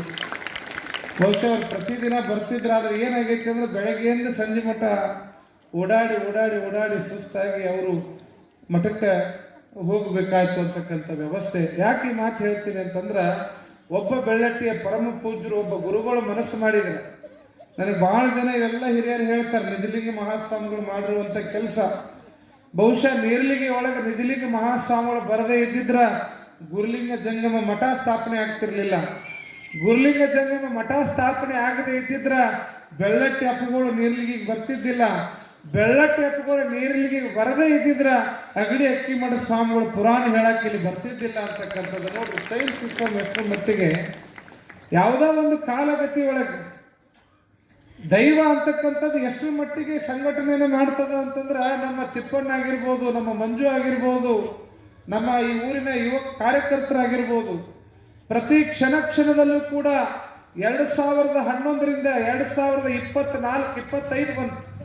ಹೆಚ್ಚು ಕಮ್ಮಿ 10-12 ವರ್ಷದಿಂದ ಪುಟ್ಟಯ್ಯಜ್ಜರ ಮೂರ್ತಿ ತರಬೇಕು, ಉದ್ಘಾಟನೆ ಮಾಡಬೇಕು. ಎಷ್ಟೋ ಸಾರಿ ಪತ್ರಿಕೆ ಹಾಗಾಗಿ ಅದು ಪತ್ರಿಕೆ ಏನಾಗಿತ್ತು, ಕಪಾಟ ಸೇರಿತ್ತು. ಆದರೆ ಬಹುಶಃ 2024-25 ನೀರಲಿಗೆ ಉತ್ಸವದೊಳಗೆ ಪುಟ್ಟಯ್ಯಜ್ಜನ ಆಸೆ ಏನಾಗಿತ್ತು ಅಂತಂದ್ರೆ, ನೀವು ನೀರಲಿಗೆ ಅವ್ರು ಅಷ್ಟೇ ಮಾಡಿದ್ರೆ ನಾನು ನಿಮ್ಮ ಊರಿಗೆ ಬರಂಗಿಲ್ಲಪ್ಪ, 21 ಹಳ್ಳಿ ಮಂದಿ ಬಂದಾಗ ನಾನು ನಿಮ್ಮ ಊರಿಗೆ ಬರ್ತೀನಿ ಅಂತ ಇವತ್ತೆಲ್ಲ ಊರಿನ ಭಕ್ತರನ್ನು ಕರ್ಕೊಂಡು ಅವ್ರನ್ನೆಲ್ಲ ಕೂಡಿಸ್ಕೊಂಡು ಅವ್ರ ಕಡೆ ದಾಸೋಹ ಮಾಡಿಸ್ಕೊಂಡು ಅವ್ರ ಕಡೆಯಿಂದ ವ್ಯವಸ್ಥೆನ ಮಾಡಿಕೊಂಡು ಇವತ್ತೇನು ಮಾಡಿದ್ದಾರೆ ಪುಟ್ಟಯ್ಯಜ್ಜರು, ಇಷ್ಟೆಲ್ಲ ಸಂಬಂಧಗಳನ್ನು ಬೆಸೆದು ಒಗ್ಗಟ್ಟನ್ನು ಮಾಡ್ತಕ್ಕಂಥ ವ್ಯವಸ್ಥೆಯನ್ನು ಮಾಡಿದ್ದಾರೆ. ಯಾಕಪ್ಪ ಏನಂತ ರೊಟ್ಟಿ ಇಡಕ್ಕೆ ಜಾಗ ಸಾಲನ್ನು ಕಾಣಂಗಿಲ್ಲ. ಭಾಳ ರೊಟ್ಟಿ ಬಂದವು. ರೊಟ್ಟಿ ತಂದಂಥ ತಾಯಂದ್ರಿಗೆ ಜ್ವರದ ಚಪ್ಪಾಳೆ ತಕ್ರಿ. ಬಹುಶಃ ನಾವು ಹೆಂಗೆ ಹೇಳಿವಿ ಬಸವ ಬುತ್ತಿಯನ್ನು, ಇದೇ ರೀತಿಯಾಗಿ ಕಲ್ಯಾಣದೊಳಗೆ ದಾಸೋಹ ನಡೆದಿತ್ತು. ನೀವು ಏನು ರೊಟ್ಟಿ ಬಡ್ದಿರಲ್ಲವ, ನಾಳೆ 11-12ನೇ ತಾರೀಕು ನಿಮ್ಮ ರೊಟ್ಟಿ ಯಾವ ಅಂತ ನೀವು ಹೇಳ್ಬೇಕೇವ, ನನಗೆ ಬಂದು ಹೇಳ್ತೀರೇವ? ಹಾಂ, ಒಂದಿಷ್ಟು ಮಂದಿ ಸಿಟಿ ಕಡೆಗೆಲ್ಲ ಹೇಳಿದ್ನಲ್ಲ, ಪ್ಯಾನಿನ ಮೇಲೆ ದೇಣಿಗೆ ಬರ್ಸೋರು, ಒಬ್ಬ ರೊಟ್ಟಿ ಮೇಲೆ ಹೆಸರು ಬರ್ಕೊಂಬರೋದ, ನಂದು ಹೆಸರಲ್ಲಿ ತಡಿ ಅಂತೇಳಿ. ನಿಮ್ಮ ರೊಟ್ಟಿ ನೀವು ಕಣ್ಣು ಹಿಡಿತೀರೇವ? ನಾಳೆ 11ನೇ ತಾರೀಕು ನೋಡ್ತೀನಿ ನಿಮ್ಮ ರೊಟ್ಟಿ ಯಾವುದಂತ ನೀವು ಹೇಳಿದ ಮೇಲೆ ನಿಮ್ಗೆ ಉಣ್ಣಾಕ ಒಂದು ರೊಟ್ಟಿನ ಇಡ್ತೀವಿ ನಾವು. ನಿಮ್ಮ ರೊಟ್ಟಿ ನೀವು ಆರಿಸ್ಕೊಂಡು ನೋಡ್ಬೇಕು. ಆಗ್ತದೇನ್ರಿ? ಆಗಂಗಿಲ್ಲ. ನೋಡ್ರಿ, ಯಾರ ಮನೆಯಾಗಿನ ಹಂಚಿನ ಮ್ಯಾಗಿನ ರೊಟ್ಟಿ ಯಾವ ಊರಾನ ವ್ಯಕ್ತಿ ಹೊಟ್ಟೆಗೆ ಹೋಗ್ತೈತಿ ಗೊತ್ತಿಲ್ಲ. ಬಸವಣ್ಣ ಎಂಥ ಕೆಲಸ ಮಾಡ್ಯಾನ, ಪುಟ್ಟಯ್ಯಜ್ಜ ಎಂಥ ಕೆಲಸ ಮಾಡ್ಯಾನ, ನಿಜಲಿಂಗಜ್ಜ ಎಂಥ ಕೆಲಸ ಮಾಡ್ಯಾನ ಅಂತಂತಂದ್ರೆ, ನಿಮ್ಮ ಹಂಚಿನ ಮೇಲೆ ಬಡದಂಥ ರೊಟ್ಟಿ ಒಬ್ಬ ಭಕ್ತನ ಹೊಟ್ಟೆ ಸೇರಿಸ್ತಕ್ಕಂಥ ಕೆಲಸ ಇವತ್ತು ನೀರ್ಲಿಗೆ ಉತ್ಸವದೊಳಗೆ ನಡೆದದ. ಏನು 21 ದಿನ ಪ್ರಸಾದ ಮಾಡಿದ್ರಲ್ಲ, ಅದು ಯಾರ್ಯಾರೋ ಮಾಡಿಸಿದ್ದ ಉಂಡಿವಿ ನಾವು. ಯಾರೋ ಹೋಳಿಗೆ ಮಾಡಿಸಿದ್ರು, ಯಾರೋ ಇದನ್ನು ಹುಗ್ಗಿ ಮಾಡಿದ್ರು, ಯಾರೋ ಬುಂದೆ ತಂದರು, ಯಾರೋ ದಾಸೋಹ ಮಾಡಿದರು. ಒಬ್ಬ ಕಟ್ಟ ಕಡೆಯ ವ್ಯಕ್ತಿಗೂ ಕೂಡ ನಾನು ಉಣಿಸ್ಬೇಕಂತ ಆಸೆ ಇರ್ತದೆ. ನಾನು ಒಬ್ಬರಿಗೆ ಹೊಟ್ಟೆ ತುಂಬ ಪ್ರಸಾದ ಹಾಕಬೇಕಂತ ಇರ್ತದೆ. ಆದರೆ ಇಷ್ಟು ಮಂದಿನ ಕರ್ಕೊಂಡೋಗಿ ಮನೆಯಾಗ ಉಣ್ಸೋಕ್ಕಾಗಂಗಿಲ್ಲ. ಅದಕ್ಕೆ ನೀವೇನು ಇವತ್ತು ರೊಟ್ಟಿ ಬಡ್ಕೊಂಡು ತಂದು ಕೊಟ್ಟಿರಲಿವ, ಇವತ್ತು ನಾಳೆ ದಾಸೋಹ ಮಾಡೋ ಮುಂದೆ ಒಬ್ಬರ ಹೆಸರು ಹೇಳಂಗಿಲ್ಲವಾಗ ನೀರ್ಲಿಗೆ ಭಕ್ತರ ದಾಸೋಹ ನಡೆದೈತಿ ಅನ್ನುವಂಥ ಮಾತು ಅಲ್ಲಿ ಬರ್ತೈತಿ. ಯಾಕೆ ಎಲ್ಲರ ಮನೆ ರೊಟ್ಟಿ ಕುಡಿಯವು. ಆ ರೊಟ್ಟಿಗೆ ಒಂದು ದೊಡ್ಡ ಶಕ್ತಿ ಅದ, ದಾಸೋಹಕ್ಕೊಂದು ಬೆಲೆ ಅದ. ಇವತ್ತೇನು ನೀವು ಗದ್ದಿಗೆ ಮೇಲೆ ಪೂಜೆ ಮಾಡಿ ರೊಟ್ಟಿ ಬಡ್ಕೊಂಡು ಇವತ್ತು 10 ರೊಟ್ಟಿ, 20 ರೊಟ್ಟಿ, 50 ರೊಟ್ಟಿ ತಂದಿರಲ್ಲವ, ನೀವು ಲೆಕ್ಕ ಹಾಕಿಡ್ರಿ, ವರ್ಷ ತುಂಬುದ್ರೊಳಗೆ 100 ರೊಟ್ಟಿನ ಪುಟ್ಟಯ್ಯಜ್ಜ ನಿಮಗೆ ಗೊತ್ತಿಲ್ಲದಂಗೆ ನಿಮ್ಮ ಮನೆಯಾಗ ತಂದಿಟ್ಟು ಹೋಗಿರ್ತಾನೆ. ಆ ಕೆಲಸ ಪುಟ್ಟಯ್ಯಜ್ಜ ಮಾಡೇ ಮಾಡ್ತಾನೆ ಅಂತಕ್ಕಂಥದ್ದು. ಆ ನಿಟ್ಟಿನಲ್ಲಿ ಇವತ್ತೆಲ್ಲ ನಮ್ಮ ಸದ್ಭಕ್ತರು, ಕಾರ್ಯಕರ್ತರು ಭಾಳ ಅದ್ಧೂರಿಯಾಗಿ ರೊಟ್ಟಿ ಮಾಡ್ಕೊಂಡು ಬರೋದು, ಉಡಕ್ಕಿ ಸಾಮಾನು ತರೋದು. ಇವತ್ತು ವಿಶೇಷವಾಗಿ ಗದಗಿನ ಪುಟ್ಟಯ್ಯಜ್ಜನವರ ಗದ್ದಿಗೆಯಿಂದ ಅಭಿಷೇಕದ ನೀರು ಬಂದದ. ನೀರಿಗೆ ಏನು ಬಂದದ್ರಿ? ಅಭಿಷೇಕದ ನೀರು ಬಂದದ. ಆ ಅಭಿಷೇಕದ ನೀರು ನೀವೇನು ಕುಂಭ ಹೊರ್ತಿರಲ್ಲ ತಾಯಂದ್ರು, ಆ ಕುಂಭದ ಕಾಯಿ ಮೇಲೆ ಆ ಅಭಿಷೇಕದ ನೀರನ್ನು ಸಿಂಪಡಿಸಿ ಸ್ವತಃ ನಾಳೆ ಬೆಳ್ಳಟ್ಟಿ ಅಜ್ಜವ್ರೆ ಆ ಕಾಯಿಗಳಿಗೆ ಪೂಜೆ ಮಾಡ್ತಾರ. ಆ ಕಾಯಿ ಪೂಜೆ ಮಾಡಿದ ಕಾಯಿ ಕುಂಭ ಹೊರುವಂಥ ಹೆಣ್ಮಕ್ಳು ಮನೆ ಮುಡ್ತೈತಿ. ಯಾವ ತಾಯಿ 12ನೇ ತಾರೀಕು ಕುಂಭ ಹೊತ್ತು ಪುಟ್ಟಯ್ಯಜ್ಜನ ಮೂರ್ತಿ ಮೆರವಣಿಗೆಗೆ ನಿಲ್ತಾಳ, ಆ ಕಾಯಿ ನಿಮ್ಮನ್ನು ಕಾಯುವಂಥ ಕೆಲಸ ಮಾಡ್ತದ, ನಿಮ್ಮ ಮನೆತನವನ್ನು ಕಾಯುವ ಕೆಲಸ ಮಾಡ್ತದ. ಆ ನಿಟ್ಟಿನಲ್ಲಿ ಬಹುಶಃ ನಿನ್ನೆ ನಮ್ಮ ಮಂಜು ಹೇಳ್ತಾ ಇದ್ದ, ಸುಮಾರು 150-200 ಜನ ಕುಂಭಕ್ಕೆ ಈಗಾಗಲೇ ಹೆಸರು ಬರ್ಸ್ಯಾರಂತೇಳಿ. ಆ ನಿಟ್ಟಿನಲ್ಲಿ ಆ ಕುಂಭಕ್ಕೆ ಬರೆಸಿರ್ತಕ್ಕಂಥ ತಾಯಂದ್ರಿಗೆ ಒಂದು ಕಿವಿ ಮಾತು ಹೇಳ್ತೇನೆ.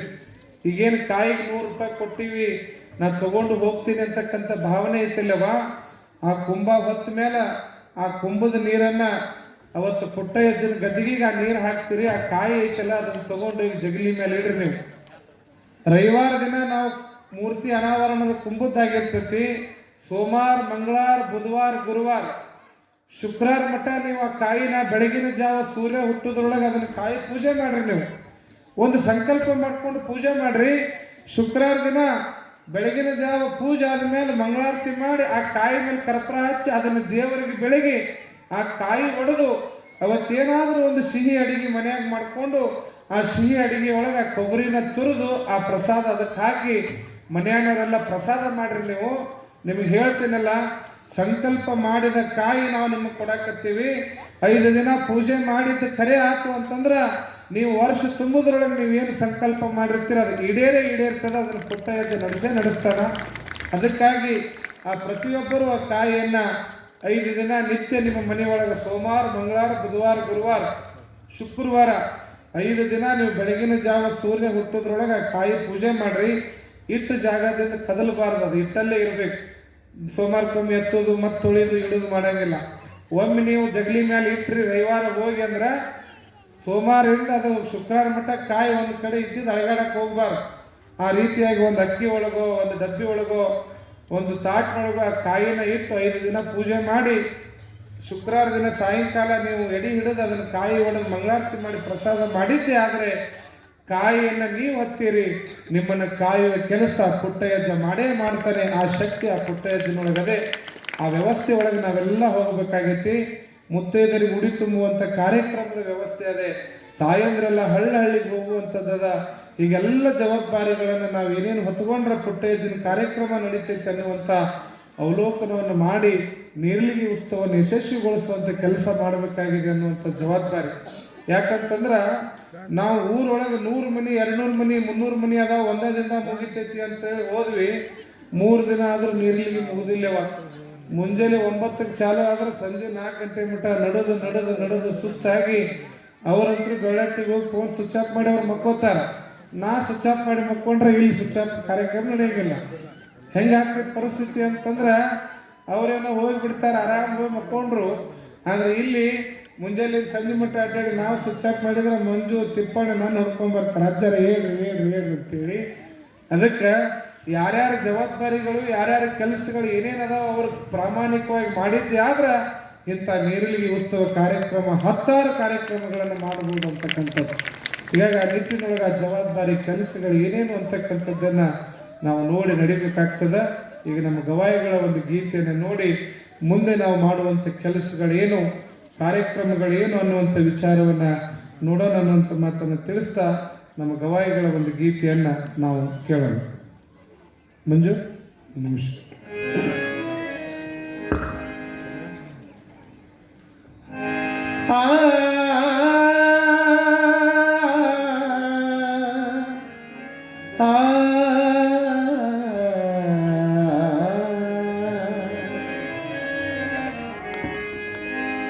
ತಗಿಗಾಡ ತಂಗಿ ಕಣ್ಣಾಗ ನೀರ ಹೊರಟಿದಿ ಬಿಟ್ಟ ತವರ ನಿನ್ನ ತವರ.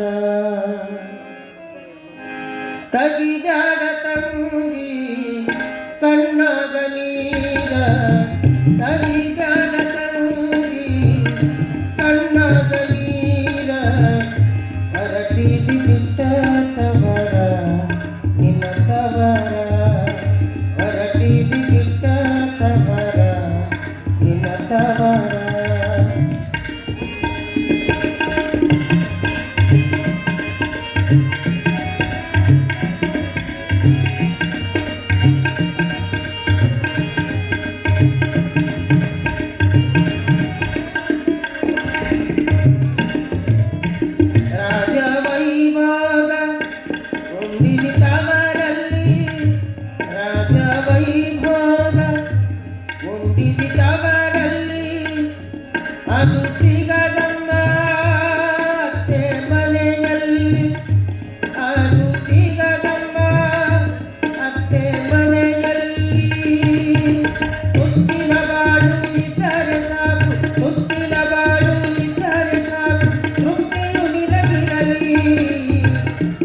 ಎಂಬುದು ಕಟ್ಯಾರ ಯಾಕ ತಾಳಬೇಕ ತಂಗಿ ತಗಿಬ್ಯಾಡ ತಂಗಿ ಕಣ್ಣಾಗ ನೀರ ಹೊರಟಿದಿ ಬಿಟ್ಟ ತವರ ನಿನ್ನ ತವರ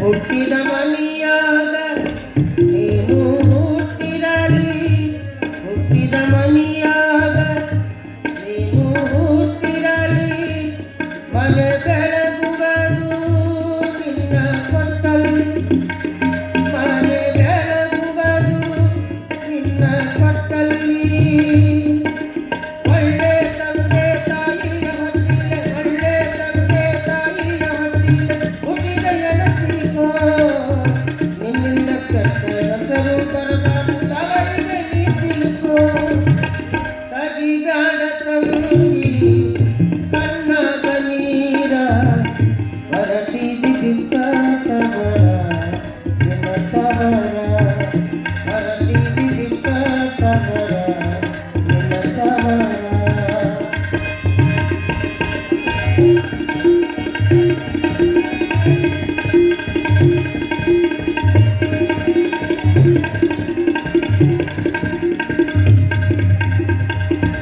ಮನೆಯ ಗುಟ್ಟೆಲ್ಲ ಮನದ ಒಳಗಿರಲಿ ಮನೆಯ ಗುಟ್ಟೆಲ್ಲ ಮನದ ಒಳಗಿರಲಿ ಏನೇ ಜಗಳಿರಲಿ ಹೊಸ್ತಿಲದೊಳಗಿರಲಿ ಏನೇ ಜಗಳಿರಲಿ ಹೊಸ್ತಿಲದೊಳಗಿರಲಿ ಗಂಡನ ಮನೆತನ ಮಾನ ಮರ್ಯಾದೆ ಗಂಡನ ಮನೆತನ ಮಾನ ಮರ್ಯಾದೆ ಎಲ್ಲ ಹೆಣ್ಣಿನ ಕೈಯಾಗ ಗಂಡನ ಮನೆಯು ಕೇಳುವಾದುವೆ ದೇವರ ಗುಡಿಯವ್ವ ತಗಿಗಾಡ ತಂಗಿ ಕಣ್ಣಾಗ ನೀರ ಹೊರಟಿದಿ ಬಿಟ್ಟ ತವರ ನಿನ್ನ ತವರ ಹೊರಟಿದಿ ಬಿಟ್ಟ ತವರ ನಿನ್ನ ತವರ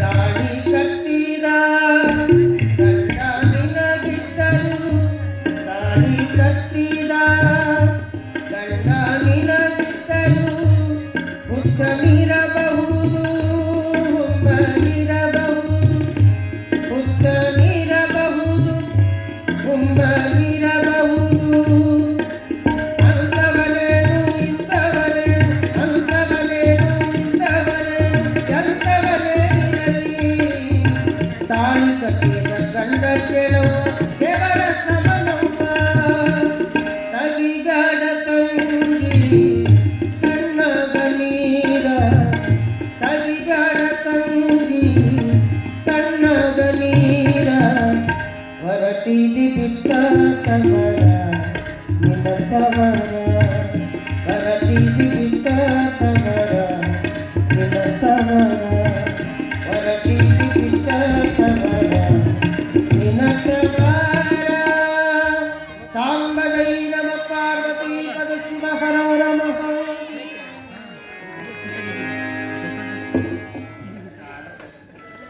ನೋಡ್ರಿ, ವಿಶೇಷವಾಗಿ ನಿಜಲಿಂಗ ಮಹಾಸ್ವಾಮಿಗಳ ಶಕ್ತಿ ಆಗಲೇ ಹೇಳಿದೆ.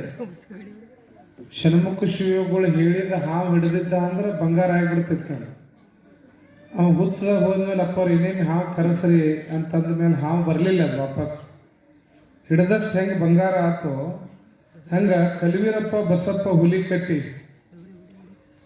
ಈ ಸದ್ಭಕ್ತರು ತಮ್ಮ ಗುರುಗಳಾಗಿರ್ತಕ್ಕಂಥ ನಿಜಲಿಂಗ ಮಹಾಸ್ವಾಮಿಗಳನ್ನು ಬಹುಶಃ ಅವ್ರ ಮನೆಗೆ ಮೊನ್ನೆ ದಿನ ಹೋಗಿದ್ವಿ ನಾವು. ಯಾವುದೋ ಒಂದು ಊರಿನಲ್ಲಿ ಪುರಾಣಕ್ಕಿದ್ದಂಥ ಪರಮ ಪೂಜ್ಯರನ್ನು ನೇರ್ಲಿಗೆಗೆ ತರುವಲ್ಲಿ ಅವ್ರದ್ದು ಕೂಡ ಪಾತ್ರ ಬಹಳ ದೊಡ್ಡದು. ಅಂತಹ ನಿಜಲಿಂಗ ಮಹಾಸ್ವಾಮಿಗಳ ಗದ್ದಿಗೆಗೆ ಅವರು ಮೂಲತಃ ಇಟಗಿ ಅವರು. ಇಟಗಿ ಒಳಗೆ ತಮ್ಮ ಆರೋಗ್ಯದೊಳಗೆ ತೊಂದರೆ ಆಗಿದ್ದಕ್ಕೆ ಅವರು ಅಲ್ಲೇ ಪೂರ್ವಾಶ್ರಮದಾಗಿದ್ದರು. ಅವರ ಪ್ರಾಣ ಪಕ್ಷಿ ಅಲ್ಲೇ ಲಿಂಗೈಕ್ಯರಾದರು ಇಟಗಿಯಾಗ. ನೀರ್ಲಿಗಿಗೆ ಪಟ್ಟಾದಂಥ ಗುರುಗಳನ್ನು ಇಟಗಿ ಒಳಗೆ ಬಿಡಂಗಿಲ್ಲ ಅಂತ ಹೇಳಿ ತಿಳ್ಕೊಂಡು ತಮ್ಮ ಸ್ವಂತ ಜಾಗನ ದಾನವಾಗಿ ಕೊಟ್ಟು ನಿಜಲಿಂಗ ಮಹಾಸ್ವಾಮಿಗಳ ಗದ್ಗಿ ಕಟ್ಟಾಕ ಜಾಗ ದಾನ ಕೊಟ್ಟವರು ಕಲ್ವೀರಪ್ಪ ಹುಲಿಕಟ್ಟಿಯವರು. ಜೋರಾದ ಚಪ್ಪಾಳೆ ಸದ್ಭಕ್ತರಿಗೆ. ನೋಡ್ರಿ, ಜಾಗ ದಾನ ಕೊಡ್ತಕ್ಕಂಥದ್ದು ಬಹಳ ವಿರಳ.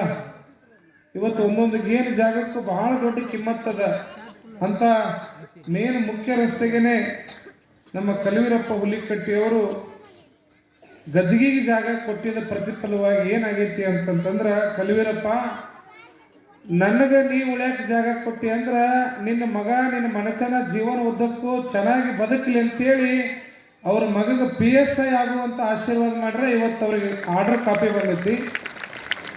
ಇವತ್ತು ಶ್ರೀಕಾಂತ್ ಹುಲಿಕಟ್ಟಿ ಸಣ್ಣ ಕಲ್ವೀರಪ್ಪ ಇವರಿಗೆ ಪೋಸ್ಟ್ ಮುಖಾಂತರ, ಸ್ಪೀಡ್ ಪೋಸ್ಟ್ ಮುಖಾಂತರ 2 ದಿನದ ಹಿಂದೆ ಏನು ಬಂದೈತಿರುವ ಆರ್ಡರ್ ಕಾಪಿ. ನೋಡಿ, ಒಂದು ಮಹತ್ತರವಾಗಿರುವಂಥ ಒಂದು ದೊಡ್ಡ ಸ್ಥಾನ. ಇವತ್ತು PSI ಹುದ್ದೆ ಅಂದರೆ ಸಾಮಾನ್ಯ ಅಲ್ಲ. ಅಂತಹ ಒಂದು ಶ್ರೀಕಾಂತ್ ಕಲ್ವೀರಪ್ಪ ಹುಲಿಕಟ್ಟಿ ಅವರಿಗೆ ಪ್ರಸ್ತುತ ಸಾಲಿನ ಪೊಲೀಸ್ ಸಬ್ ಇನ್ಸ್ಪೆಕ್ಟರ್ PSI ಹುದ್ದೆಗೆ ಆಯ್ಕೆಯಾಗಿದ್ದಾರೆ ಅಂತಕ್ಕಂಥ ಸುದ್ದಿ ಕೇಳಿ ಬಹಳ ಸಂತೋಷ ಆಯಿತು. ಜೋರಾದ ಚಪ್ಪಾಳೆ. ಆ ಒಬ್ಬ ಶ್ರೀಕಾಂತ್ ಅಂತಕ್ಕಂಥ ಒಬ್ಬ ಯುವ ತರುಣ ಇವತ್ತು ನೀರ್ಲಿ ಗ್ರಾಮದಿಂದ ದೇಶ ಸೇವೆ, ಸಮಾಜದ ಸೇವೆಗಾಗಿ ಒಂದು ಮಹತ್ತರವಾಗಿರ್ತಕ್ಕಂಥ ಪೊಲೀಸ್ ಹುದ್ದೆಗೆ ಆಯ್ಕೆಯಾಗಿದ್ದಾರೆ. ಅದಕ್ಕೆ ನೋಡಿ ಅವ್ರ ಆಸೆ ಏನು ಅಂದ್ರೆ, ಇದು ಆರ್ಡರ್ ಕಾಪಿ ಬಂದ ಮೇಲೆ ನಾ ತಗೊಳ್ಳೋದು ಬೇಡ, ಅದನ್ನು ಅಜ್ಜರ ಕಡೆಯಿಂದನೇ ತಗೋಬೇಕಂತ ಹೇಳಿ ಇವತ್ತು ಅದನ್ನ ಇನ್ನೂ ಒಡೆದಿಲ್ಲ. ನೋಡ್ರಿ, ಅವ್ರ ಆರ್ಡರ್ ಕಾಪಿ ಇನ್ನೂ ಪ್ಯಾಕ್ ಐತಿ. ಏನ್ರಿ ಬಂದೈತೆ ಅಂದ್ರೆ ಮೊದಲು ನಾವು ಹೊರಗೆ ನೋಡೋತನ ನಮಗೆ ಸಮಾಧಾನ ಇರಂಗಿಲ್ಲ. ಅದು ನಮ್ಮದಲ್ಲಿ ಇರಲಿ, ಮನೆಯಲ್ಲಿ ಇರಲಿ. ಅಂದರೆ ಬಹುಶಃ ಒಂದು PSI ಹುದ್ದೆ ಆರ್ಡರ್ ಕಾಪಿ ಬಂದರೂ ಕೂಡ ಅದನ್ನು ನಾನು ಒಡೆದು ನೋಡೋದು ಬೇಡ, ಅದನ್ನು ಗುರುಗಳಿಂದನೇ ತಗೋಬೇಕನ್ನುವಂಥ ಅಭಿಲಾಷೆ, ಗುರುಭಕ್ತಿ ಐತಲ್ರಿ, ಅದಕ್ಕೆ ಅವರನ್ನು ಅಷ್ಟು ದೊಡ್ಡ ಸ್ಥಾನಕ್ಕೆ ಒಯ್ದಿದೆ. ಇನ್ನೊಂದು ಜೋರಾದ ಚಪ್ಪಾಳೆ. ಕೇವಲ ಅವರು ಗುರುಗಳಿಗೆ ಜಾಗ ದಾನ ಕೊಡೋದು ಅವರ ನೋಡ್ರಿ, ನಿಜಲಿಂಗ ಮಹಾಸ್ವಾಮಿಗಳ ಗದ್ದಿಗೆ ಕಟ್ಟಕ್ಕೆ ಜಾಗ ಕೊಡೋದು ಅಷ್ಟೇ ಅಲ್ಲದೇನೆ ವೀರಭದ್ರೇಶ್ವರ ದೇವಸ್ಥಾನದ ಕಟಂಜನ ಕಟ್ಟಲಿಕ್ಕೆ 50,000 ರೂಪಾಯಿ ಚೆಕ್ಕನ್ನು ಕೂಡ ಇವತ್ತು ಕೊಟ್ಟಿದ್ದಾರೆ. ನಿಜವಾದ ಸೇವೆ. ಅದಕ್ಕೆ ತೆಕ್ಕಿದ್ದಲ್ಲೇ ನೀರು ನಿಲ್ತೈತೆ ಅನ್ನೋದಕ್ಕೆ ಇದೇ ಉದಾಹರಣೆ. ಕೊಡುವಂಥ ಭಾವ ದೊಡ್ಡದಿದ್ದಾಗ ಎಲ್ಲವೂ ಕೂಡ ಹೊರದು ಬರ್ತದೆ ಅನ್ನೋದಕ್ಕೆ ಇವತ್ತು ಆ ಹುದ್ದೆ ಬಂದದ. ವೀರಭದ್ರ ಸ್ವಾಮಿ ಗದ್ದಿಗೆಗೆ ಇವತ್ತು 50,000 ರೂಪಾಯಿಯನ್ನು ಬ್ಲ್ಯಾಂಕ್ ಚೆಕ್ಕನ್ನು ಕೊಟ್ಟಿದ್ದಾರೆ. ಆ ಒಂದು ಕಲ್ವೀರಪ್ಪ ಹಾಗೂ ಅವ್ರ ಕುಟುಂಬದವರಿಗೆ ಜೋರಾದ ಚಪ್ಪಾಳೆಯನ್ನು ತಟ್ಟಬೇಕು. ಹಾಗೆ ದೇವಸ್ಥಾನ ಏನು ನಿಜಲಿಂಗಪ್ಪವರಿಗೆ ಗದ್ಗಿ ಕಟ್ಟಕ್ಕೆ ಅಷ್ಟೇ ಜಾಗ ಕೊಡೋದಲ್ಲದೆ ಇವತ್ತು ನೇರ್ಲಿಗಿ ಒಳಗೆ ಶಾಲಾ ಕಟ್ಟಡಕ್ಕೆ 5 ಗುಂಟೆ ಜಾಗನೂ ಕೂಡ ಕಲ್ವೀರಪ್ಪನವ್ರು ಕೊಟ್ಟೇನೆ ಅಂತ ಹೇಳಿದ್ರು. ಅದು ಕೂಡ ಬಹಳ ದೊಡ್ಡ ಕೆಲಸ. ಜೋರಾದ ಚಪ್ಪಾಳೆ. ಅವ್ರ ಕುಟುಂಬ ಇದೇ ರೀತಿಯಾಗಿ ಕೊಡುವಂಥ ಶಕ್ತಿ ಭಗವಂತ ಪುಟ್ಟಯ್ಯಜ್ಜನವರು ನಿಜಲಿಂಗ ಮಹಾಸ್ವಾಮಿಗಳು ಕೊಡಲಿ ಅಂತ ಪ್ರಾರ್ಥನೆ ಮಾಡ್ತಾ, ನಮ್ಮ ಕಲ್ವೀರಪ್ಪವರ ಮಗ ಶ್ರೀಕಾಂತ್ ಅವ್ರ ವೇದಿಕೆ ಮೇಲೆ ಬಂದು ಈ ಆದೇಶದ ಪ್ರತಿಯನ್ನು ಸ್ವೀಕಾರ ಮಾಡಬೇಕು. ಅದರ ಶ್ರೀ ಗುರು ಬಸವಲಿಂಗಾಯ ನಮಃ. ಶ್ರೀ ಗುರು ಬಸವಲಿಂಗಾಯ ನಮಃ. ಇದನ್ನ ವೀರಭದ್ರೇಶ್ವರ ಕಮಿಟಿ ಅಧ್ಯಕ್ಷರು ಇದು 50,000 ರೂಪಾಯಿ ಚೆಕ್ ತಗೊಳಕ್ಕೆ ವೇದಿಕೆ ಮೇಲೆ ಬರಬೇಕು. ವೀರಭದ್ರೇಶ್ವರ ಕಮಿಟಿ ಅವ್ರು ಯಾರು ಇದ್ರೆ ಬರ್ರಪ್ಪ, ಹಿರಿಯರು ಬರ್ರಿ. ಮೀಶಿಗೌಡ್ರ ಬರ್ರಿಪ್ಪ, ನಮ್ಮ ಅಜ್ಜ ಬಂತ. ಬರ್ರಿ, ನೀವು ಬರ್ರಿ. ವೀರಭದ್ರೇಶ್ವರ ಕಮಿಟಿ ಹಿರಿಯರು ಬಹಳ ಅದ್ಭುತ ಸೇವಾಕರ್ತರು. ಆ ಹಿರಿಯರಿಗೆ ಜೋರಾದ ಚಪ್ಪಾಳೆ ತಟ್ಟಬೇಕು. ವೀರಭದ್ರೇಶ್ವರ ಸ್ವಾಮಿಯ ಕಾರ್ಯ ಯಶಸ್ವಿಯಾಗಿ ನಡೀಲಿ. 50,000 ರೂಪಾಯಿಯ ಚೆಕ್ಕನ್ನು ಅವರು ಸ್ವೀಕಾರ ಮಾಡ್ತಾ ಇದ್ದಾರೆ. ಜೋರಾದ ಚಪ್ಪಾಳೆ. ಕಲ್ವೀರಪ್ಪನವರು ಬಂದು ನೀವು ಒಂದು ಫೋಟೋ ತೆಗಿ ಬಂದು ಮಂಜಣ್ಣ.